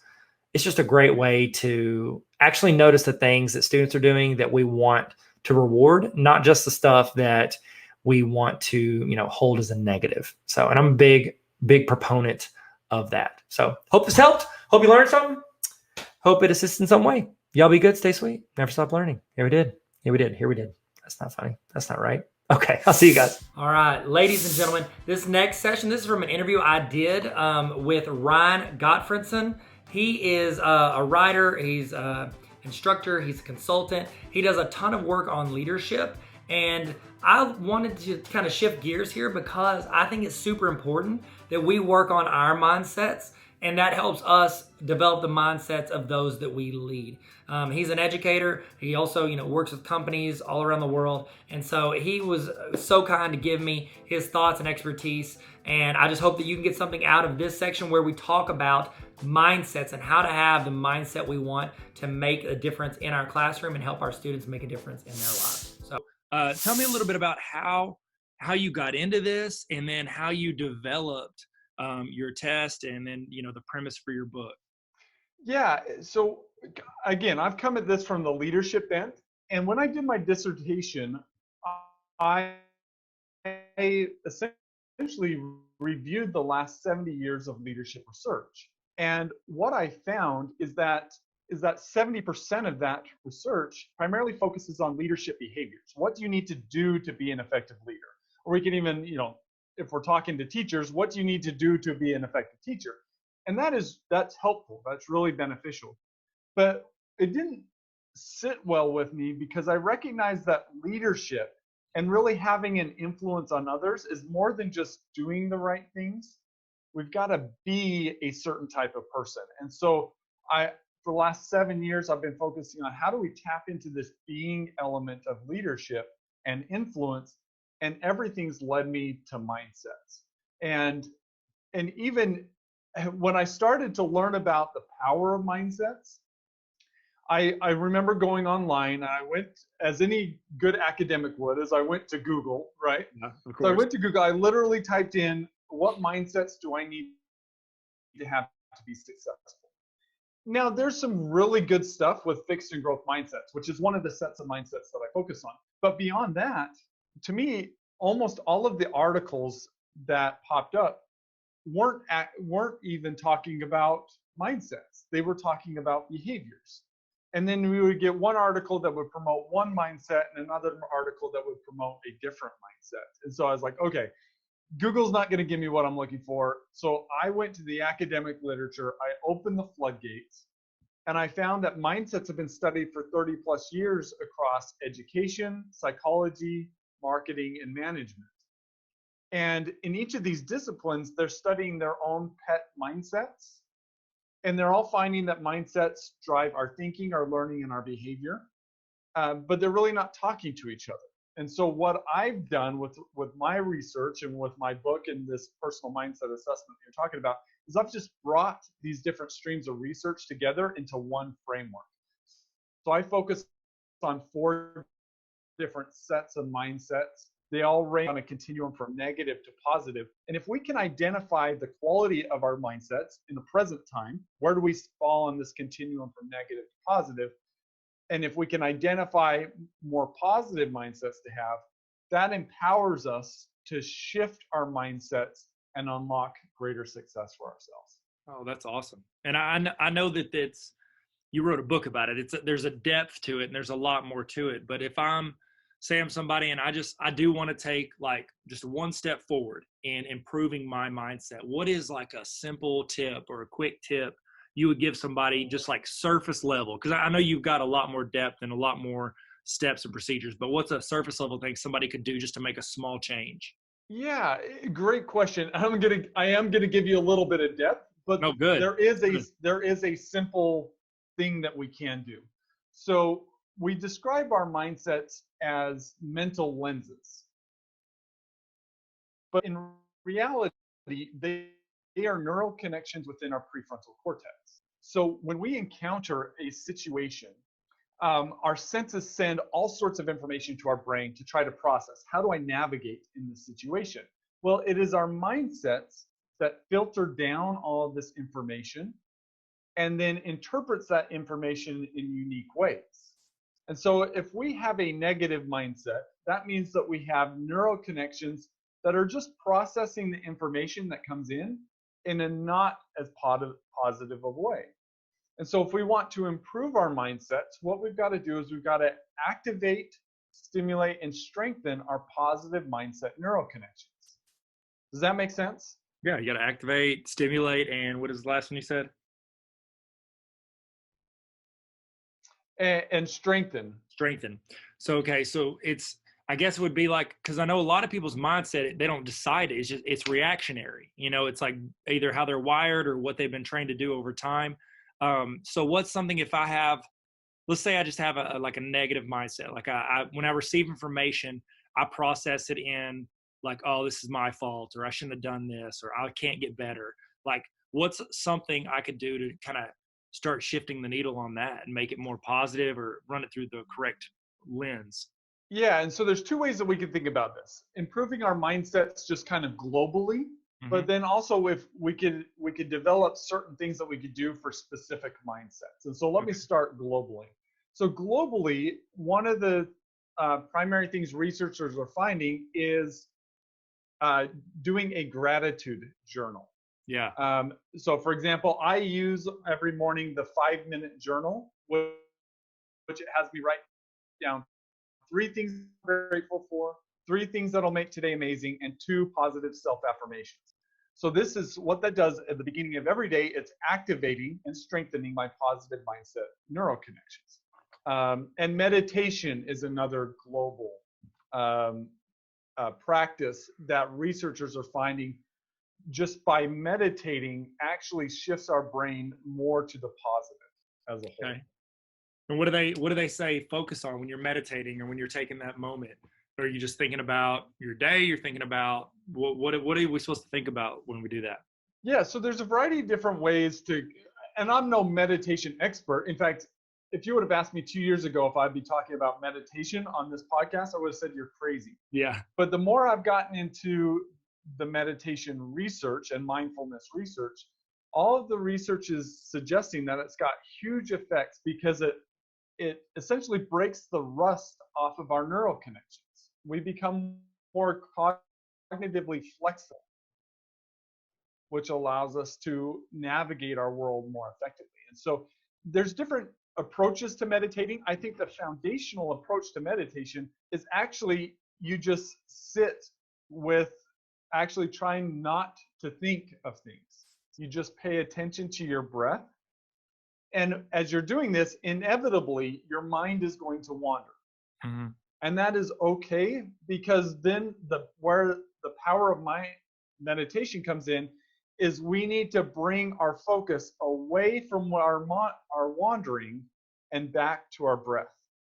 And as we exercise this process, that as we go through this process, it is exercising our more positive mindset neural connections. We're strengthening these positive aspects within our prefrontal cortex. And so it's not necessarily that we're thinking about anything when we're meditating. It's going through the practice of focusing on something such as our breath, losing that focus, and then bringing that back into focus. That's really cool. I love that. Okay, so you talked earlier, you were talking about how a lot of people get confused with regards to mindset versus behavior. Why do you think it gets confused, and how would you simplify that for people if it's something like a daily thing? Yeah, so our mindsets truly are foundational to how we think, how we learn, and how we behave. So I think a lot of people, and myself included before I learned about mindsets, is if I wanted to improve myself, I would try to figure out what do I need to do differently. Mm-hmm. But if I tried to do things differently, but my prevailing mindsets stay the same, those mindsets are going to resist the changes that I'm trying to make in my behaviors. So let me give you a great example of this. And I just saw, I didn't know this, and I don't know if you have much of a homelessness population where you're at, but apparently here in California, we have half of the United States homeless population is in California. And What? so I it's did not not know uncommon. Yeah, it's crazy. I didn't know that. Wow. But it's not uncommon for me on my way into work to see somebody standing on a street corner asking for assistance. Mm-hmm. So let's just kind of look at this from a mindset perspective here. How do you see these people standing there asking for assistance? So one person could see them, and I'm actually ashamed to admit this, because I think for most of my adult life, I would see them as not doing their best. And when I see them as not doing their best, I'm really quick to become critical of them. I would think, what are you doing with your time? Why are you just standing here? Why don't you do something more productive? Maybe go get a job. So one, as I'm seeing them as not doing their best, it's causing me to think about them negatively. What's my likelihood of helping them in that situation? It'd be low for sure. Not very likely. Yeah. Yeah. But what if I see them as doing their best? Then it leads me to ask the question, what in the world has happened in their life that has led them to believe that this is the best way to live? Yeah. And the moment that I ask myself that question, I grow incredibly empathetic. And I want to do what I can to support them given the needs that they have. And so here's the difference, is just the lenses that we take on seeing the world. Hopefully this example shows it shapes how we think, Yeah. it shapes how we behave, and it shapes how successfully we navigate those situations. So you could change your behaviors, but if your mindset's the same, you're going to keep going down the same road. It's almost like your mindset is the root that your behaviors and your reactions, like you said earlier, your actions, reactions, all that stuff comes from. So yeah, that seems pretty vital. And this is something that, like, I hear a lot of people talk about behavior, like James Clear and all those other guys. But it seems like mindset is something you'd have to get at the foundation level and start rolling into it. I know, have you read his Atomic Habits book? Yep, I have, yeah. And so he talks about how, like, he was an example of runners. Like, you could say you're a runner, run like 2 minutes and get the habit of doing it. And then that changes your behavior, essentially forms your minds. Like, essentially your mindset becomes, I'm a runner because I'm actually running, even though I'm not running a long ways. Yeah. How does that relate with kind of what you're working on? Do you agree with that? Or do you think it's better to work on the mindset first and then build in the behaviors? To a certain degree, working on behaviors may change our mindsets. But I think the more natural way of developing ourselves is to first focus on our mindsets. Now, how we focus on our mindsets and shift those forward will require some behaviors to do that. So we gave the example of a gratitude journal, meditation.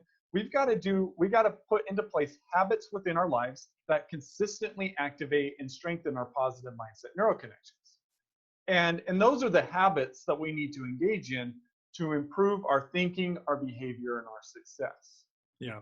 So if we wake up every morning and the first thing we do is turn on the morning news, what do you think we're activating? Negative or positive mindset? Definitely negative on most news. Right? Negative ones. And so if we could replace those with something that's going to activate the more positive mindset neuroconnections, we're going to come to rely upon those positive mindset neuroconnections in the situations that we encounter throughout the day or weeks or months, however we want to look at it. That's awesome.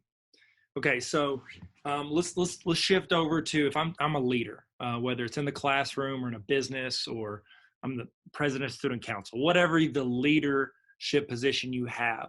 What do you think is a common mindset that some leaders that they have, whether it might be good for them but bad for the people that are working for them, or maybe it's some sort of mindset they might have thinking what they need to do? What's something that's standing in their way from unlocking that next level of leadership? Yeah, and that's such a great question, because let me give you 4 different desires. Okay. A desire to look good, a desire to be right, a desire to avoid problems, and a desire to get ahead. I have all those desires, so you nailed it. Right? Okay, so most of us do, to a certain degree, right? I mean, and it makes sense. Who wants to look bad, be wrong, have problems, and get passed up? Not me. Well, nobody. But the problem with these desires is, where is the focus of these desires? Well, I mean, a lot of times it's on them. They're thinking about themselves. Right? Yeah. It's on ourselves. And if we want to be an effective leader, and if we're focusing on ourselves, we're going to do what's best for us and not what's best for everybody else. We're going to be limiting the effectiveness of our influence. And so all 4 of these desires, looking good, being right, avoiding problems, and getting ahead, are attached to negative mindsets, which are fixed, closed, prevention, and inward mindsets. And it's not that we have these desires because we are bad people. We are very well intended. But I think oftentimes we have these desires because we don't recognize that there's higher order and more positive desires to have. So instead of wanting to look good, it's better to want to learn and grow. Instead of wanting to be right, it's better to find truth and think optimally. Instead of wanting to avoid problems, it's having a desire to reach goals. And instead of a desire to get ahead, it's a desire to lift others. And so if we are in this, and the difference between these 2 sets is, when we have these self-focused desires, we are in self-protection mode. When we have the positive desires associated with the positive mindsets, we are in organization advance mode. And that's where we need to be if we want our influence to have positive effects. And the mindsets associated with these 4 positive desires are growth, open, promotion, and outward. That's good. Man, that's really good. That's a great way to look at it, because I could see where it's easy for somebody to get wrapped up in that. And I think where a lot of people would do that is, the problem is you think of those things because you can control yourself. You can't control other people. But the best leaders are the ones, not that control other people, but that influence other people to do their best as well. And so I love that the way you shifted that was still things I can do, but it impacts people differently than the mindset of, oh, these are things I can do to make myself better for my own selfish reasons, as opposed to make myself better so that I can make you better. That's awesome. Go ahead. Sorry. Well, I was going to say, you're in SEC country, right? I am. So are you a football fan? I watch a little bit. I'm more of an NBA fan, but I'm Okay. definitely in. I mean, we don't have any pro sports in Arkansas, so you have to Yeah. like the Razorbacks. Yeah. So let me give you an example of this that I think is really interesting. So there's a gentleman whose name is Tom Coughlin, and he was the former head coach of the New York Giants. Mm-hmm. And when he was the head coach of the New York Giants, he won a couple of Super Bowls. So he's been successful as a coach. Well, he stepped down a few years ago from being the head coach of the New York Giants and took on a role as the president for the Jacksonville Jaguars. And the Jacksonville Jaguars just historically have not been a very good team. And so here's this person who's been successful with the Giants moving over to the Jacksonville. And I think we've got to believe that his intentions were to turn the ship around in Jacksonville and make it become a winning football team. And Tom Coughlin's kind of known to be a disciplinarian. And so he would have some pretty strict rules, such as if you wanted to be on time to a meeting, you needed to be 5 minutes early. So I think he believed that if he could instill discipline in this football team, they would be successful. But what ended up happening was this last year, what happened was the Jacksonville Jaguars represent 3% of all of the NFL players because there's about 32 teams in the NFL. And from those 3% of players, 25% of the NFL Players Association complaints came from Jacksonville Jaguar players. Whoa. And this was so bad that the NFL Players Association went out to all the players and said, we cannot recommend that you work for the Jacksonville Jaguars. And so, I mean, this is crazy. And promptly, and rightfully so, the owner fires Tom Coughlin. But here's this example of a leader who has demonstrated success, steps into a new situation with all of the good intentions in the world, and despite his great intentions, he had a negative effect on the football team. And the reason has got to be because he didn't possess positive mindsets. And when we don't possess the positive mindsets, in other words, if we have negative mindsets, it leads us to see the world in such a way that we limit our options and decision-making capabilities as we operate within that position. And so there was probably things that he could have done better, but his mindsets didn't let him get there because his mindsets were so focused on himself, probably, as opposed to the greater good of the group. And so there's I think just a fantastic example, and it's one that's public, which is great. But I mean, research across leadership suggests that this is the case over and over again. Well-intended leaders trying their best often have negative repercussions for those that they lead. Yeah. Huh. And so that is super interesting. And I mean, you see that organizations all the time where somebody comes in and you can't. I think the thing is, it's like a lot of people don't sit down and think about like, oh, this is why I'm not responding well. This is why they're not getting the best of me. It's something we can feel. We can feel it. You know, somebody, like you said, can come in and say, here's why we're doing it, and this is what we're doing. But you can feel the change in that culture because of what they're doing. And sometimes it's something as simple as like their actions, their responses. And like you said, it limits, if you have that mindset, it limits what you can do with it. So man, that's really. Let's throw this into a teacher setting. Yeah. Environment, because and we'll just focus on a couple of these mindsets. If we've got a fixed mindset, we believe that our students can't change their talents, abilities, and intelligence. They kind of have what they have, and there's nothing you can do about it. Yeah. Whereas if we have a growth mindset, we believe that they can change their talents, abilities, and intelligence. And what research has found with teachers and leaders that have fixed versus growth mindsets, those that have a fixed mindset, they put forth more effort towards those people that they deem intelligent and less effort towards those people who are not intelligent. Yeah, because they don't waste their time. Yeah.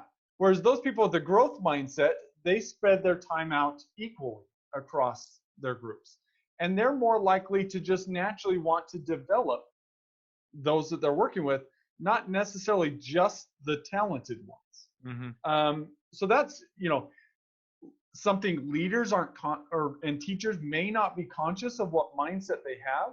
But what if we can help them to become conscious of that? Now we could do something about it. And that's what I think is so cool about my mindset assessment, is it allows people to awaken to their non-conscious automatic processing that's driving their thinking and their behavior. And once they can awaken to that, now they could do something about it. Yeah, because you have to realize it first. It's why self-awareness is one of the top traits to have, because if you don't realize you're doing it, you can't fix it. And so I love that you've created a test where people can go in, realize it, and then you give actionable steps on improving it. So that's awesome. I took it as well. It was great. I was like, oh yeah, that's pretty spot on. Touche. I want to be good. I want to be respectful of your time. I do appreciate you coming out and talking to us and chatting about some things that I personally love. I love talking about this stuff. I love reading about it.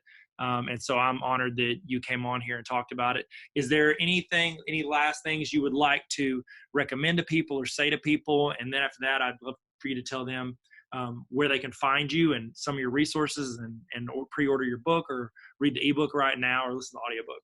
Yeah, no, thank you so much for having me on and trusting me to put me in front of your followers. And so hopefully we're adding value to them. And if they want to dive more into this mindset material, the best place to go is my website. There you can take the mindset assessment for free. You could get access to my book. I've got some giveaways with that, such as if you buy my ebook, you can get the audiobook for free. I want to make it easy for people to digest in the medium that they prefer. And so hopefully people just don't have an excuse to get the book. And I think I've just learned in my mindset journey, the reason why I in the past hadn't been as successful as I wanted, because ultimately I was getting in my own way because of my mindsets, and I didn't realize it. As I've awakened to my mindsets and I've tried to shift my mindsets more towards the positive, naturally my thinking, behavior, and success has improved. And so I hope that people can experience that same journey as well. Yeah, I'm sure they can. If you follow anybody that's really put thought into it like you have and studied it, I think that anybody taking those steps, they're going to see improvements. I don't see how you couldn't. You know what I mean? It's like, oh, if I exercise every day, I don't know if I'll get better. Yeah, you will. That's the point of it. That's how it works. So I think it's really cool. Thank you, Ron, so much for coming on here and talking to everybody. I really appreciate you. And if you guys would, please go check him out. Check out his website, his resources, the book, all of it. Literally buy everything. That's the rule. And take everything. He's got a lot of free resources on there as well that you should check out. Take the test. Let me know what you get. Leave it in the comments. So, Ryan, thank you again. I appreciate you. Hey, what's up, guys? Welcome back. Hey, it's Tyler here. I'm just going to give you a little break. So if you need to go do something, you need to go use the restroom, get a snack, get something to eat, whatever, you can go do that. I was going to chat with you about some stuff, give you some time to do that and check in, maybe say hi. If you want in the chat, let's do a little check-in. In the chat, how you feeling? Toss in your emoji of how you feeling right now. Let's do a little emoji checkup, if you will. So while you're doing that, I do want to give, you know what? I spent a lot of time writing this book, and I genuinely think this book is going to help you in your classroom. It's gonna inspire you more than anything. It's a read with me, and one of the things that I feel like I've never been the smartest dude in the room. I've never been, the most talented, but I'll say this: I was always been pretty approachable. I think I've been approachable, and I think what this is, I've tried to be as relatable as possible. I'm talking about my experiences, things I've run into in the classroom, what I've learned as a teacher and as an administrator and as a student, what I learned. And so this is the Baller Teacher Playbook. If you're interested in checking this out, I recommend. Of course, I recommend. It's my book. It's not the best book on education, but I think it's good enough to help you in some way. It's got a lot of practical experience in it. I've got quotes. That's a do you boo boo. I could have picked a better chapter. Here's one thing. I want to show you one thing that I did at the end of each chapter, because I know teachers. Okay, I put in practical application. I put in reflection, because we know reflection is important, even though we never have time to do it. But it's got spots for you to write that in. So this is something you can work on by yourself or with your team. But here's the part that I did, and this is legit just for teachers. I don't know if you can see that. I put in, at the end of each chapter, I have a section called TLDR. That's internet talk for too long, didn't read. So what that means is, let's say you've got a team meeting, okay? Because there's 18 chapters in here. That means you and your team, or you and your building, you can go through a chapter once a week. You can meet on your planning period, spend 10 minutes talking about what you did, what you tried, what worked, what didn't work, stuff to help improve your class and improve your students. Every week you can do that. Have you ever done this? In the chat, be honest, you ready? Have you ever had a team meeting where you're supposed to read something and you're walking over to the meeting and you're like, oh no, I forgot to read the thing I'm supposed to read that we're gonna discuss for like 15 minutes. So you like just try to chill and like hopefully don't get called on or get called out for not reading it. At the end of each chapter, I have a section called TLDR where in like 2 to 5 bullet points, I summarize the chapter. So you could be walking to the meeting, you could read these 3 or 4 bullet points and be able to have a conversation about the entire chapter. There's stories in here, there's practical experience, there's ways that I messed up, ways that I failed, and then ways that I feel like I succeeded, and just talking through what I learned from both of those. And I would love for you to learn and grow with me. So if you want to check out that book, it's on Amazon. I'll have a link on the screen if you want to get it.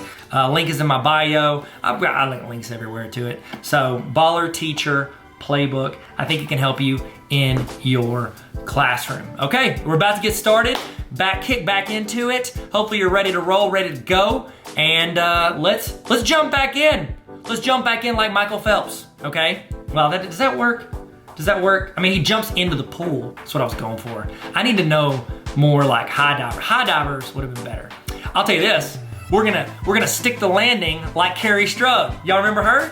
Carrie Strug, remember the Olympics? Georgia Olympics? Atlanta Olympics? You remember that? It's okay. It's a very narrow reference. All right, let's get started. Let's kick it off. Let's jump back in. Get your notes out. Get your screens pulled up. Get your coffee ready. Get your ice water. Your sweet tea. If you're from Arkansas like me, you know you like that sweet tea. And we're about to kick it off. Here we go. Let's get back in it. Let's get back in it. I'll see you guys. All right, this next section, we're gonna do another Google Form walkthrough. This is a student-reported discipline Google Form. So I'm gonna walk through this. You can get this resource, tarveracademy.com/resources. Go there and you can download it. I recommend you have the students fill out the discipline. That saves you time, because I hate the time of filling out, clicking this. Even if it's on my phone or iPad or it's quick on my desktop, I would rather the students fill out the discipline stuff for themselves. They're the one that acted up. Why don't we use their time? Don't leave my class till you're done. And then whenever they get done, I look at it and then they get up and submit. Because a lot of times, whenever I give that, they would just write, IDK, which is I don't know, or IDC, and I don't care. So I'd make them rewrite it because they couldn't leave till that was over. And if they did, they have detention. All you get is fill it out. That's it. Tell me what you did and what you should have been doing to make them understand what they're doing. So we're going to talk through that resource, and if you want it, use it. I think you should. You can link it in your Google Classroom or your LMS so students can go get that anytime they want. What is up, ladies and gentlemen? How's it going? I hope you're having a lovely day. Are you having a good day? In the chat, tell me on a scale of 1 to 100, grade your day thus far, okay? And if you're like, well, this is a PD, it's a training, guess what? You're probably getting paid for this training. So keep that in mind. You didn't have to prepare for those lessons. You just showed up and get resources. So I have showed you in the previous training, I showed you the Google form for discipline, which your building should be using, and even if your building doesn't, because sometimes we as educators don't get to choose the discipline we do for our building or our school, but for your classroom, at the very least, you have that Google form for discipline. That's kind of like a catch-all. This one right here, this is something, I don't have the example with me. I don't. Okay. This is something that I did in my classroom. Granted, I haven't been in the as a high school math teacher in about a decade because I've been in administration, but I have been in a college classroom, so don't judge me. I mean, you can judge me if you want, but one of the things that I did with regards to discipline that I feel like had a huge I say impact. I always had a good rapport with my students. I think that there's a lot of layers to classroom discipline, but I think one of the things that helped me with regards to managing the discipline in the class, but also documentation to where it doesn't cause me to like sit at my desk my whole prep period and like, write up discipline issues. And that is that I had student reported discipline forms. And so what did that look like? How did I handle discipline in my class? So if a student acted up, they would get a warning. I didn't call them out. I didn't say their name. I didn't say, hey, be quiet. I didn't do any of that. I would just write their initials on the board while I was teaching, and I'd keep teaching. If they were, kind of half paying attention, they would notice. If they were not paying attention at all, a lot of times the other students would correct them, okay? Which if your school uses tests, the Charlotte Danielson model, that's actually a 4 to where students correct each other. It's kind of like leading them to the 4, but it's a 4, which is really good. Now, those students would correct the students acting up, say, hey, your initials on the board, be quiet. And the best was whenever like 2 students had the same initials, so you don't know which one it is. A little bit of mystery. Magic. What's that from? In the chat, what is that from? Magic. Okay. So that was my warning. And then if they acted up again, what I would do is I wouldn't say a word. I wouldn't, I wouldn't stop class. I wouldn't disrupt what I was trying to do to teach the other students. I would walk over while I was still teaching. And I had this desk where I had like a no homework form. I had a student discipline form. I had another one. What was the other form? I don't remember. But then I had a student self-reported discipline form. And so what I would do is I'd go over there and I would grab that form as a salmon colored piece of paper. And I would walk over and I would set it on the student's desk, and then I would keep teaching. Didn't address it. They knew what they were doing wrong. Granted, I was teaching high school. A lot of younger students, you might need to walk through that with them, but they knew what they were doing wrong. And so it is, they got a warning. They kept talking in the same class. So then they would get that other piece of paper. And it was pretty simple. They didn't have to go to detention. They didn't have to go. I didn't tell the principal. I didn't call their parents. What it was said they would write in their name, the class period, and like time of the disruption. So just kind of label it at the top. And then they had 3 questions. The first question was, what did you do to cause you to have to get this form? So they have to recognize, what did I do that was incorrect that made me have to fill this out? Second question was, what should you have been doing? So what could you have done instead of this to not get this? So what should you have been doing? And the third thing is, what are you going to do to prevent this from happening in the future? And then they sign it and date it. And then I would sign it and date it. Now, since then, Google Forms has been created. And Google Forms is incredible. And you can do the same thing with Google Forms and have the students fill out their own discipline reports. Now, I've posted this I've talked about this on TikTok, and some of the teachers are like, yeah, they wouldn't fill it out. Well, they don't get to leave your class until you go up there and look over. They don't hit submit until you look over it.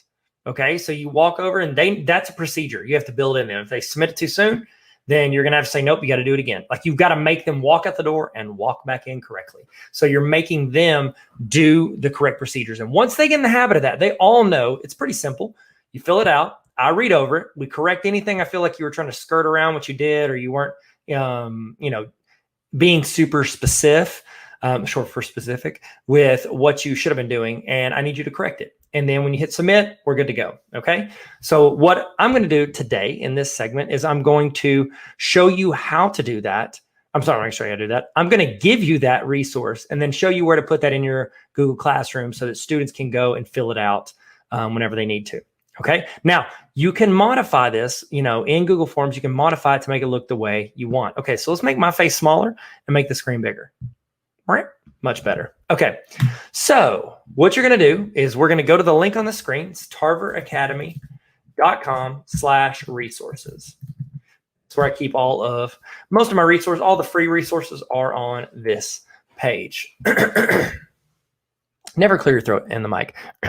Sorry about that. You know what ASMR is? I don't know what it stands for. I hope it's not inappropriate. I don't think it's inappropriate. It's just like where you make noises, like people eat stuff in the microphone and stuff like that. So, okay. So we're going to scroll down to under resource or template, and we're going to go to not classroom discipline form. That's the one we did in the beginner training. If you missed that, that will be playing again, or you can go to tarveracademy.com/honor roll. And you can get that at any time. That training, the walkthrough, all of it. That walkthrough is going to link, I think, to the honor roll. But the form's free for anybody to use.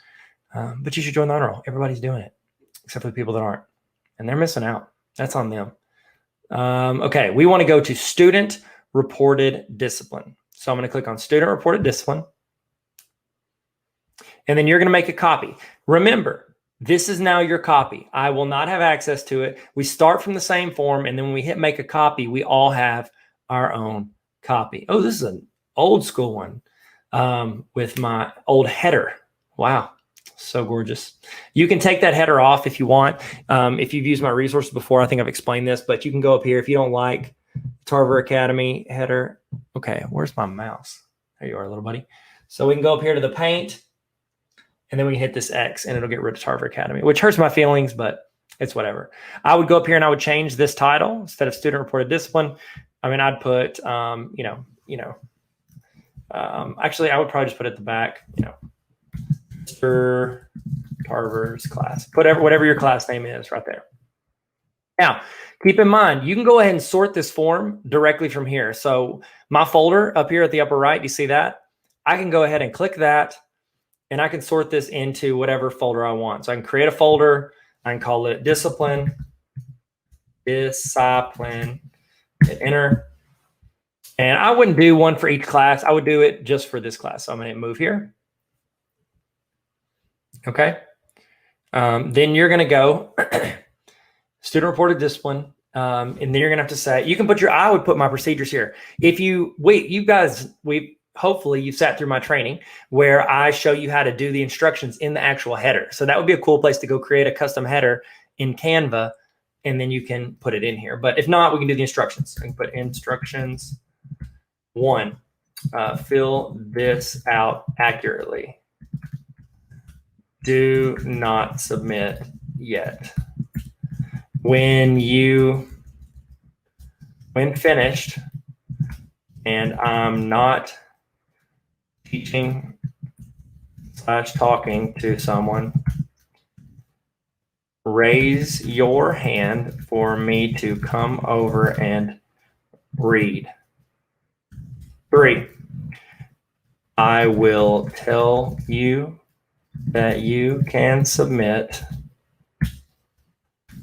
You can, your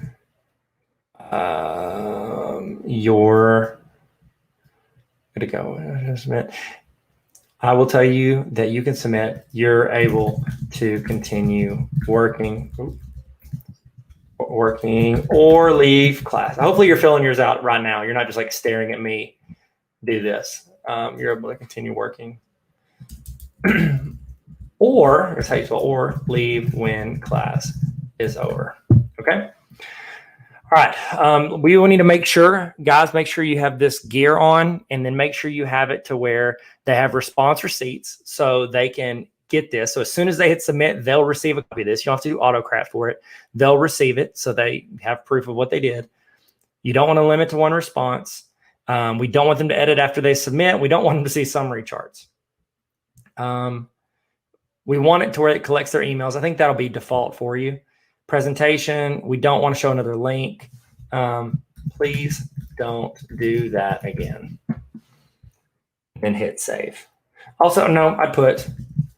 Also, please let me know if I need to explain this discipline issue with you.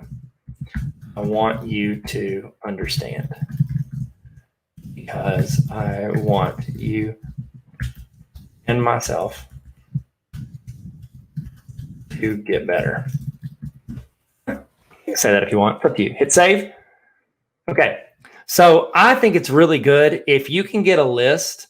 Like if you have a spreadsheet, if you've used my form for first day of school, you can go in and you can copy paste that column of your students' names, and you can paste them in here as like a drop down. I would recommend that. And you're like, well, they could pick another kid's name. It's automatically collecting their email address. So whatever they're logged into, it's going to show that email. So if they try to lie and say there's someone else, that's not okay. Plus you're going to look over it. So I would say their name, class period. You can delete it if you're not teaching any of those class periods. What did you do to require you have to fill this out? And I made this a required question. What should you have been doing? And then what are you going to do to prevent this from happening in the future? Okay. think it's pretty solid. Okay. If you want to change any of that, you can. I can exit this out. You can change any of that you would like. And I think we're good. Okay. So I'm going to show you where I would put this within your classrooms. Okay. So we're going to go to send. And I'm going to click right here on this little link. I'm going to shorten it because here's my question. Why don't they just automatically give you the shortened one? Why do they go and default to a longer version? Like, who's going to be like, man, I really wish this link was longer. Nobody's going to say that. So I'm going to hit copy, or you can just hit copy right there. I hit Command C. Now we're going to go to Google Classroom. I'm going to go in here. I want to go to classwork. If you need a second, classroom.google.com. We're going to go to classwork. Look, I've already got started. Discipline. Okay. Hit create.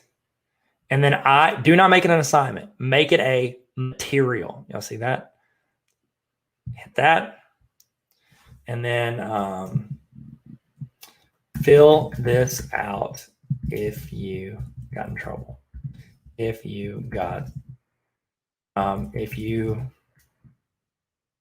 disrupted.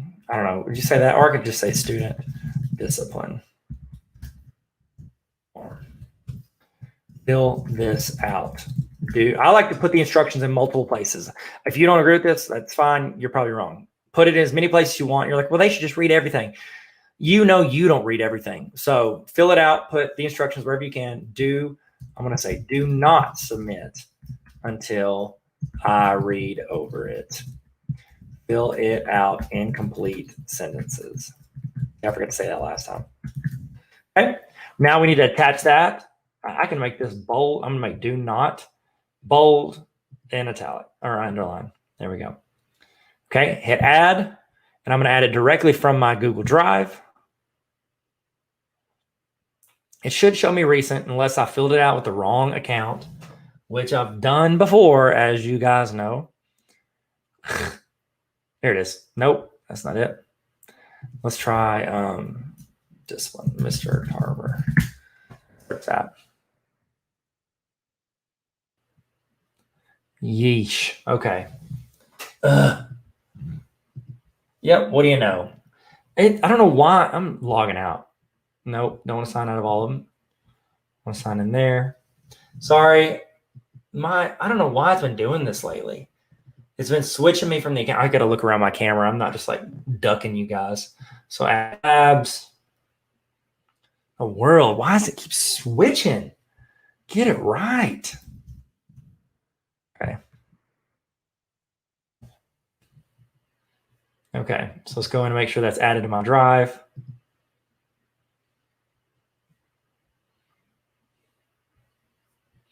Okay, let's see if we can find it again.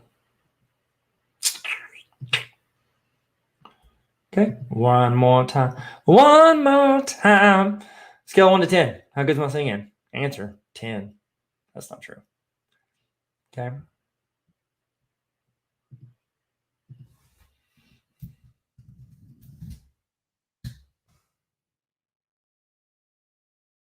Oh, here it is. I think this is it. Insert. Student reported discipline, Mr. Tarver's class. Bingo. Now you're thinking like, I'm sorry about that. Sometimes you're thinking like, oh no, that means that they can go in and edit it. They cannot. They cannot. You're going to hit topic. You're going to go to discipline. This is where they'll go. So if a student acts up, I'm going to hit post. If a student acts up in your class, you're going to go in, you're going to say, hey, fill out the discipline report. They know from your procedures that they're going to go into classroom. They're going to click on this. I'll show you what it looks like for a student. Hermione, I mean, honestly, she's the real hero of the entire series. Let's be real. Who's your favorite? Just kidding. Everybody knows Hermione. She's the best. Okay. They would go to classwork. They would go to discipline. They would click on this. They would fill it out. And they would fill in all their information. Okay. They would go in, hit submit, bam. And now they would wait, obviously, till you got there and checked over it. And then it would go into a form. Then what you can do, anytime you have a parent-teacher conference, or if you have a student that acts up frequently that you need to contact the parents, or if a student acts up to the point continuously where you have to report to the principal, administrators want to see like the breadth of what they've done over the past few weeks or months. Send that to them. Anytime you need an update to your administrator or the parent or the student, students can get their own printouts. I used to give my students theirs at the end of the year if they wanted. But what this does is when you're meeting with parents at parent-teacher conference, or if you need to explain something, not only are you showing them discipline issues that their child did, whenever they're like, why ain't my little baby got an A? My little baby's an A+ student. Why aren't they doing well? And you say, well, here is their discipline. This is what they did in class instead of learning, instead of paying attention. And they look at it and they look at the spreadsheet or they look at all these reports and they say, well, but that's the thing. Like, how do I know you're not lying about all this stuff? And then you can say, well, actually, your child is the one that filled it out. They filled it out. They told about the situation. They told us what they did incorrectly. And I checked over it and they hit submit. I did not change any of this. It's all based on what they said. So I think this is a huge game changer when it comes to reporting discipline to parents, but also just, holding students accountable for how they're acting and how they should be acting. So hope this helps. If you want it, you can get the copy, tarveracademy.com/resources. So thank you guys. Be good. And I'll see you here in a little bit. All right. The last session is a virtual attendance form tutorial. This is where we're going to go through something you can do. And you're like, well, I'm in person. I can just take attendance. Great. Think of it like a check-in form. You want to get to know where your students are at mentally, what they need from you, and how you can help them. Because that's most of the battle of classroom management, is knowing when your students are upset or frustrated or in a mood that's going to lead to something, or they're confused about what they're learning and it's going to lead them off track and it's become a management problem in your class. Or it's good to know also, like, what happened last night? If I stayed up all night because my parents were fighting, or I had to like move out of my house or something happened, there's no way you're going to know as a teacher. They don't just walk in and go, well, most students don't just walk in and be like, hey, here's all this terrible stuff that happened last night. I'm not going to be a lot of help today, and I'm probably going to be short with people. Cool. This is a way for them to tell you that. Okay, this is a Google form you can use to check in. Delete the stuff about attendance if you want. Just use a check-in form. If you don't like this, I've got a Google slide. I'm not going to show you today, but you hopefully have seen it. It's a daily student reflection journal. That's important as well. You need something in your classes every day that students are telling you how they feel, what they're dealing with, what they need help with, and then you can check in on it and help them when they need help. So I hope this adds you value. I hope you can use it in your class, and we're about to go do a student daily check-in form walkthrough. Thank you guys so much. We're making this for the idea that you are either virtual or maybe a hybrid. So you've got students in person, but also at home, or students are at their homes. I think it could work for like if you're doing only in person, it could be a check-in, check-out form for when you're working. And so, all right, let's get rolling. Sorry, I just thought of something I want to make sure I put on the form. So I added it to my list. Okay. So we're going to do this through Google Forms because, Google's a goat. So here we go. So I'm in Google Drive, and I'm going to go in and I'm just going to create new Google Form. Oh my goodness, guys, check this out. They added Google Forms. You got to see this. This is incredible. This is incredible. And I've always joked, like every PD I do for teachers, I'm always like, I don't know whether I have Google Forms in the top 3 because it's like the GOAT for teachers. They have included Google Forms right here in the top. It used to be just these 3 guys. I'm sorry. This is revolutionary. I love it whenever I'm on camera and I see a change that Google's made, and I'm just excited. I'm proud of Google. And once again, they learn and they grow. Okay. Now, there's 2 schools of thought on this. Sometimes they will think that it's best to put all of this, the check-in, check-out, on the exact same form. That's how I would do it, just because I would want it in one place. However, I know a lot of people that have like a daily check-in and a check-out. So it's like they have 2 forms. That's fine if that's what you want to do and you're using this template. We're going to create them together. You could go in, when you make a copy of the form for yourself, you could make one of them, just delete and adjust just some of the wording, and then make a copy of that and make the exit. So it's up to you on whatever works best for your class. So let's get a rolling. We're going to call this student check-in. let's call it student attendance, because students take things more seriously when they hear words that they're familiar with. Attendance, check in / out. Okay, now you know this. I'm gonna walk you through this as we do the Google form. If you have untitled up here, as soon as you type in that header, click up here, and it's going to fill in exactly what you have. Now you can change that, but it's a good way to make sure you don't have like 100 things in your drive titled untitled form. Description, I always like to give clear instructions and expectations here because students need clear instructions and expectations, but also it's documentation that you've told them what you need to tell them. You could say, this needs to be filled out every day as soon as you start and finish your school day. If you take a break for a while, you need to check in and check out during those times.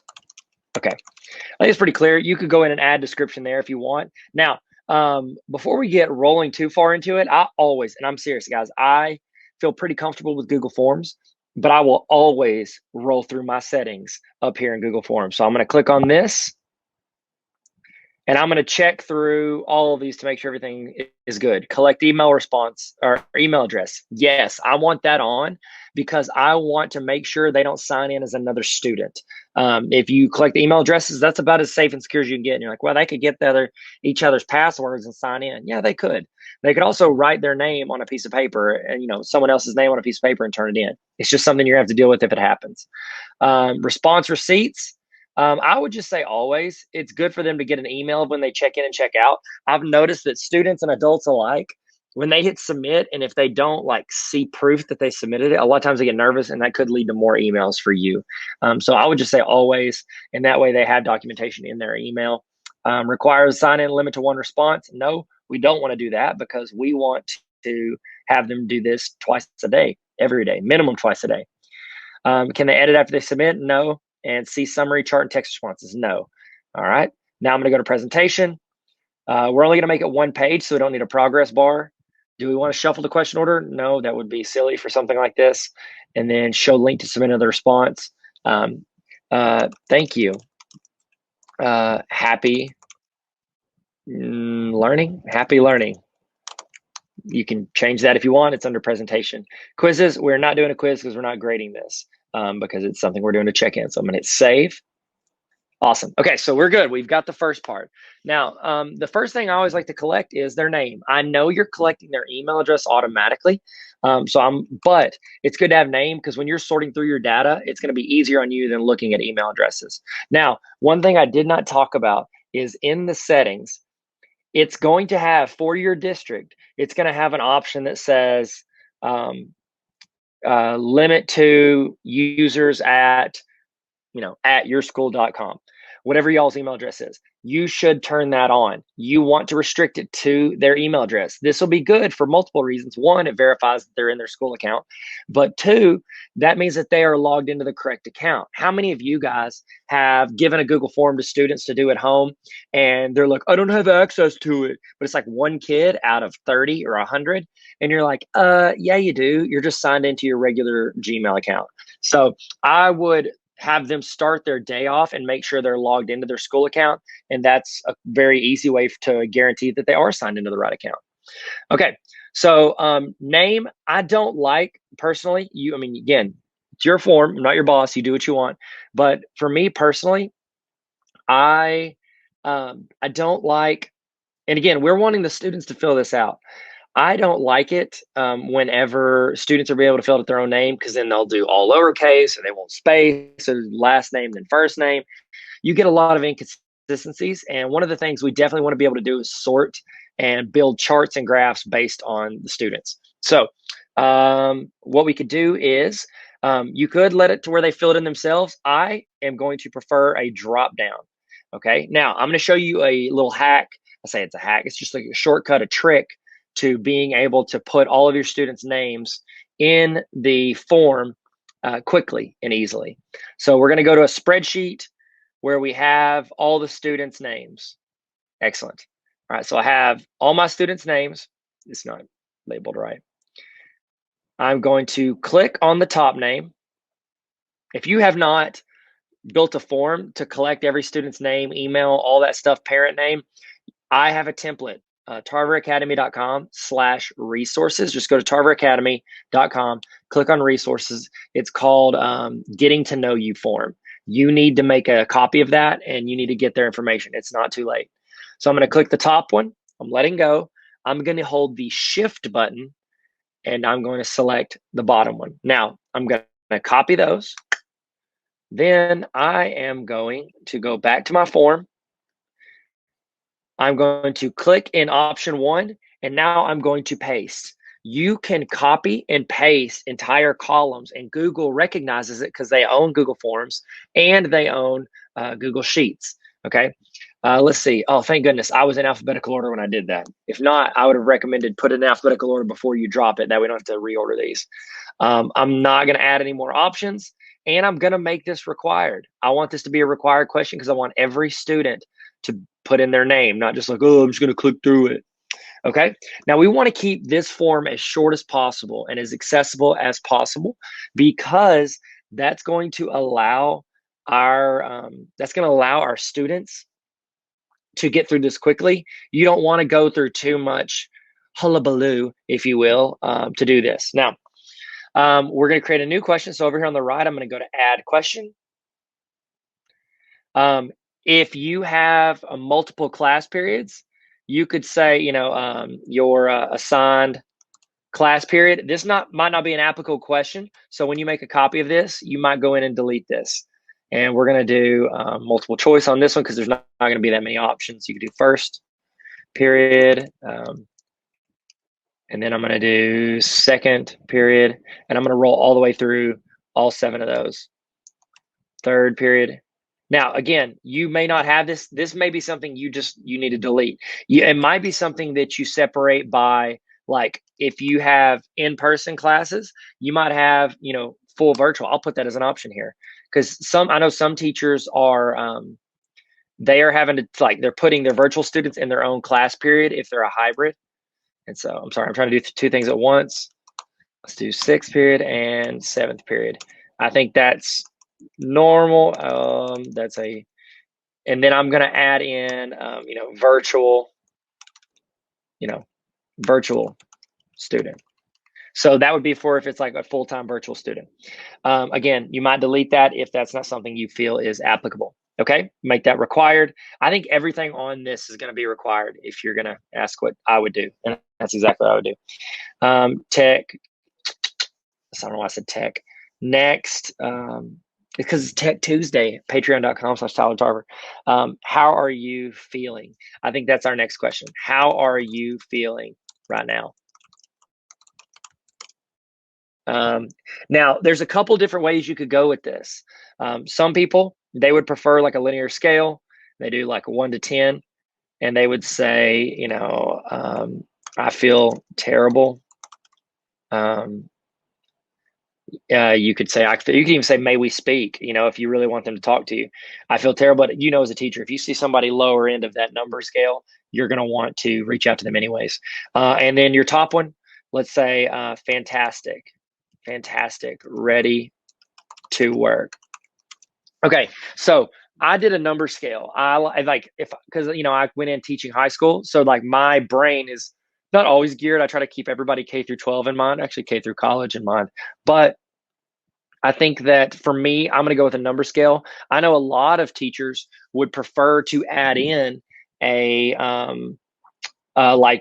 photos, and it's like smiley faces. Like I feel good. I feel, you can judge it based on like I'm tired or I'm sleepy or whatever.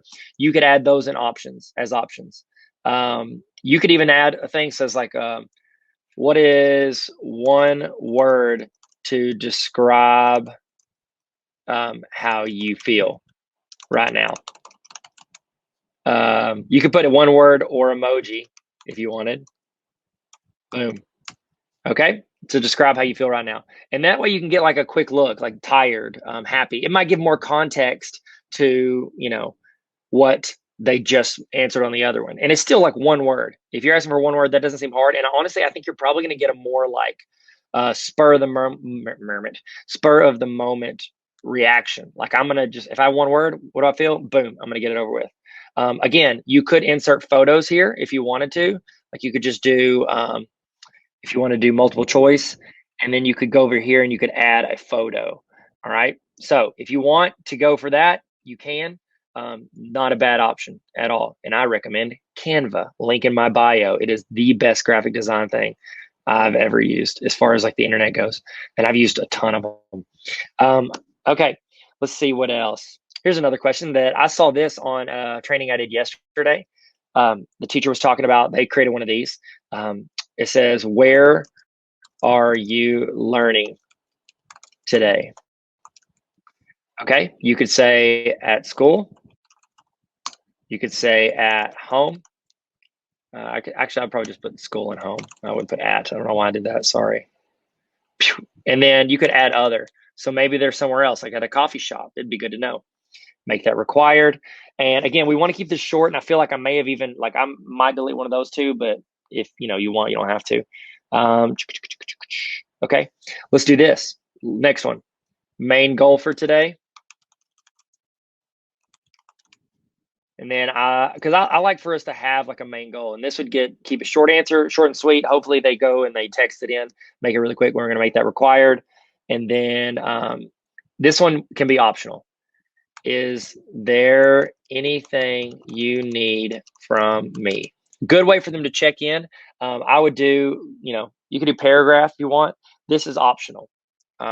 And it's just a way for you to check in on your students and see what they've got going. Some might need a call. Some might need clarification on an assignment. Some might be stressed out or having a home issue that they need you to check in on. So I think that's really good. Trying to think if there's anything else I'll put on there. I think this is pretty short and sweet. I mean, this is like a 2-minute check-in, and I think it'll be pretty easy. Let's take a look at what it's going to look like for them. So I went to preview, in case you didn't see that little eyeball up there in the upper right. That's going to show us the view. This is what a student would see whenever they are checking in or out. Email address, again, you're going to change this for your school to where it's automatically pulling it. So they're not going to have to fill out their email address every time. It's going to automatically pull it. They can choose their name. So we're Albus. Assigned class period, we're going to be a virtual student. I feel like an 8. What's one word or emoji describe how you feel right now? Tired. I'm not tired. I feel great. Where are you learning? Home. Main goal, catch up. And then is there anything you need from me? Just keep being great out there. And that's how the students fill it out. I didn't spell great right. There you go. So that's how you fill it out. I'm not going to submit it because I want to make this into a template for you guys. All right. Now, I'm going to refresh my page so I can clear out what I put. So I'm going to reload. Okay. So now I want to show you where I would put that in Google Classroom. Okay, so I'm going to take this link up here and I'm going to copy it. Or you could go over here to where you were editing, hit send, and you can get the link right there. So I'm going to copy that. Now I'm going to go to Google Classroom. So let's go to classroom.google.com. Do you guys know how to add headers? You can always add headers in here. Like I always put, you can go into customize theme and you can choose an image, and then you can pick like something fun. What you got? What you got over here? I've got some. Let's say, we can go jelly beans. How great is that? That's so lovely. There's got to be a better one. Let's see. We could do a wedding one. That'd be interesting. iRobot. That's kind of scary. Look at this. We'll go Thomas Jefferson on them. Insert that. Boom. So we can go custom theme, color, header, all that. I'll probably change it to Tarver Academy. Why not? Okay, so I'm going to take that link. I'm going to go and find my class. Where is my fake class? Here we go. We're going to add here. I do not think you should put it in the stream, okay? And here's why. It's because that's going to scroll out. This is something you want them to check every day. And for things that I tell you guys the students need to check every day, I definitely say put it under classwork. Now, is it for a grade? No.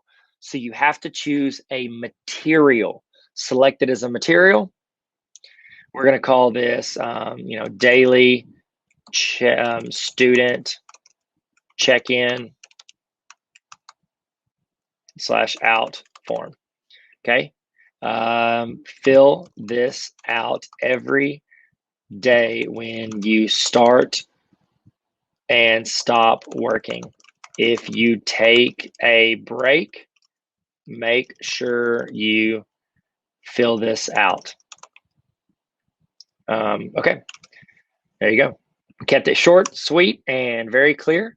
We're gonna hit add, and I could just I could toss the link in, or I could just go to my Google Drive and I can grab this form, toss it straight into there. Boom, student attendance, insert. Okay, now, before you hit post, we want to do topic. We want this to be under classroom resources. Now, if you did, like say you take this or you create a check-in form and a checkout form and they're two separate forms, if I go to two, I might do like student attendance as its own topic and put that at the top. But since I only have one, I'm going to do classroom resources. See if you want to attach to multiple classes. We don't. All students. And then I'm going to hit post. Okay. So that's going to put that in Google Classroom. Daily student check-in, check-out form. They can click here and they can fill it out. So that's what I would do for a student check-in, check-out form. You guys can have this template. I'm going to put it on my Instagram, instagram.com/Tyler Tarver. And I'm going to put the link in my bio, or I'll put it at tarveracademy.com. I just started yelling in my ear. Goodness gracious. I act like I don't know how to use Instagram. Go to my profile.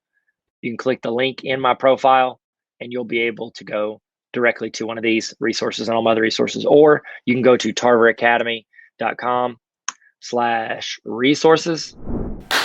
We did it. We did it. We learned something. Did you learn something today? In the chat, I want you to put the thing that you are taking away from today. Put one thing in the chat right now that you have learned or that you have realized or that's reinforced something you think. Put that one that I like to call this the golden nugget. Put the golden nugget from today in the chat. And that way, if somebody's missed it or they checked in, go ahead and you guys can copy paste what other people put. If there's some advice, you can screenshot it. Get this. I want you to throw in the best thing you learned today. It's like a best of highlight reel for your favorite thing that happened during this training.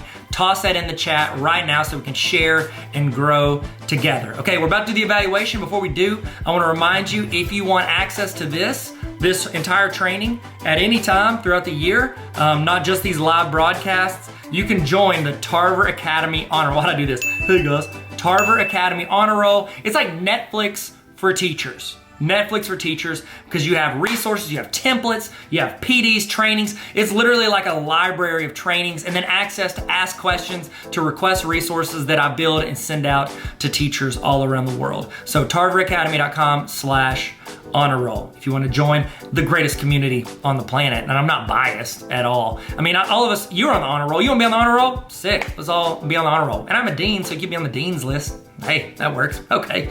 All right. Now it's time for your evaluation. I'd love to get your thoughts on what you thought for this, but also I'm going to send you a certificate saying that you sat through this training. You put in the time. You wanted to learn. You wanted to grow. You wanted to get better. This is going to be a certificate that I'm going to email to you. What I need you to do is I need you to go to the link on the screen, or hover over the QR code with your phone. Get your phone out, hover over it. It's going to ask you a few questions. If you don't get this, it means that you put your email address in wrong. Make sure, please do not rush this. Type your email address in correctly.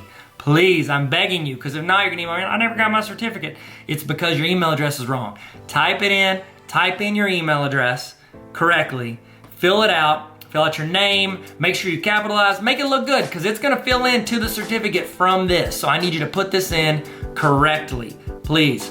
Okay, go there, we're gonna walk you through it. Go into this, click on the link, or you can't click on the link because it's on a video. Type in the link on your computer or type it in on your phone or whatever device you have. Scan the QR code, fill it out. I'm gonna send you a certificate with a timestamp on it saying what time you ended. You have proof from earlier if you sent in to the other link of what time you started. And then you also got your notes and all the stuff you've learned, your screenshots, all of that to show your administrator or whoever, your spouse, you show your friends, show people on the streets. all the learning that you did. You can frame that certificate. I think we're all getting framed. You get a frame, I'm getting framed. I'm gonna put it up on my shelf. I got too much stuff on my shelf already. So look at this, Lonzo Ball rookie card. If you got any, by the way, you got any basketball cards you want to sell, hit me up. I've been slightly obsessed with basketball cards, and I apologize for bringing it up. Look at this. I've got, this is all Lonzo Ball. Lonzo Ball, I mean, he's the GOAT. Everybody says it. Who's in the chat? Who is your favorite basketball player of all time? I'd love to know. If it was Lonzo Ball, it's quite the coincidence because I had it sitting on my desk. If not, it's probably this guy. Probably this guy right here. See that guy? That's Michael Jordan. No big deal. It's whatever. Don't like to brag about it. I mean, it's not that expensive, that card. But if you got any cards you want to sell, holler at me. I don't know why I said that. I'm just stalling so you guys can fill out your evaluation. All right. Y'all feel good? I'm gonna leave this on the screen for you for a little while in case you had to step out for a second. I'm gonna leave this up. Thank you again so much for your attention and your time and everything that you put into learning and growing with us today. I'm Tyler. This is Tarver Academy. Let's learn and have fun. See you guys later.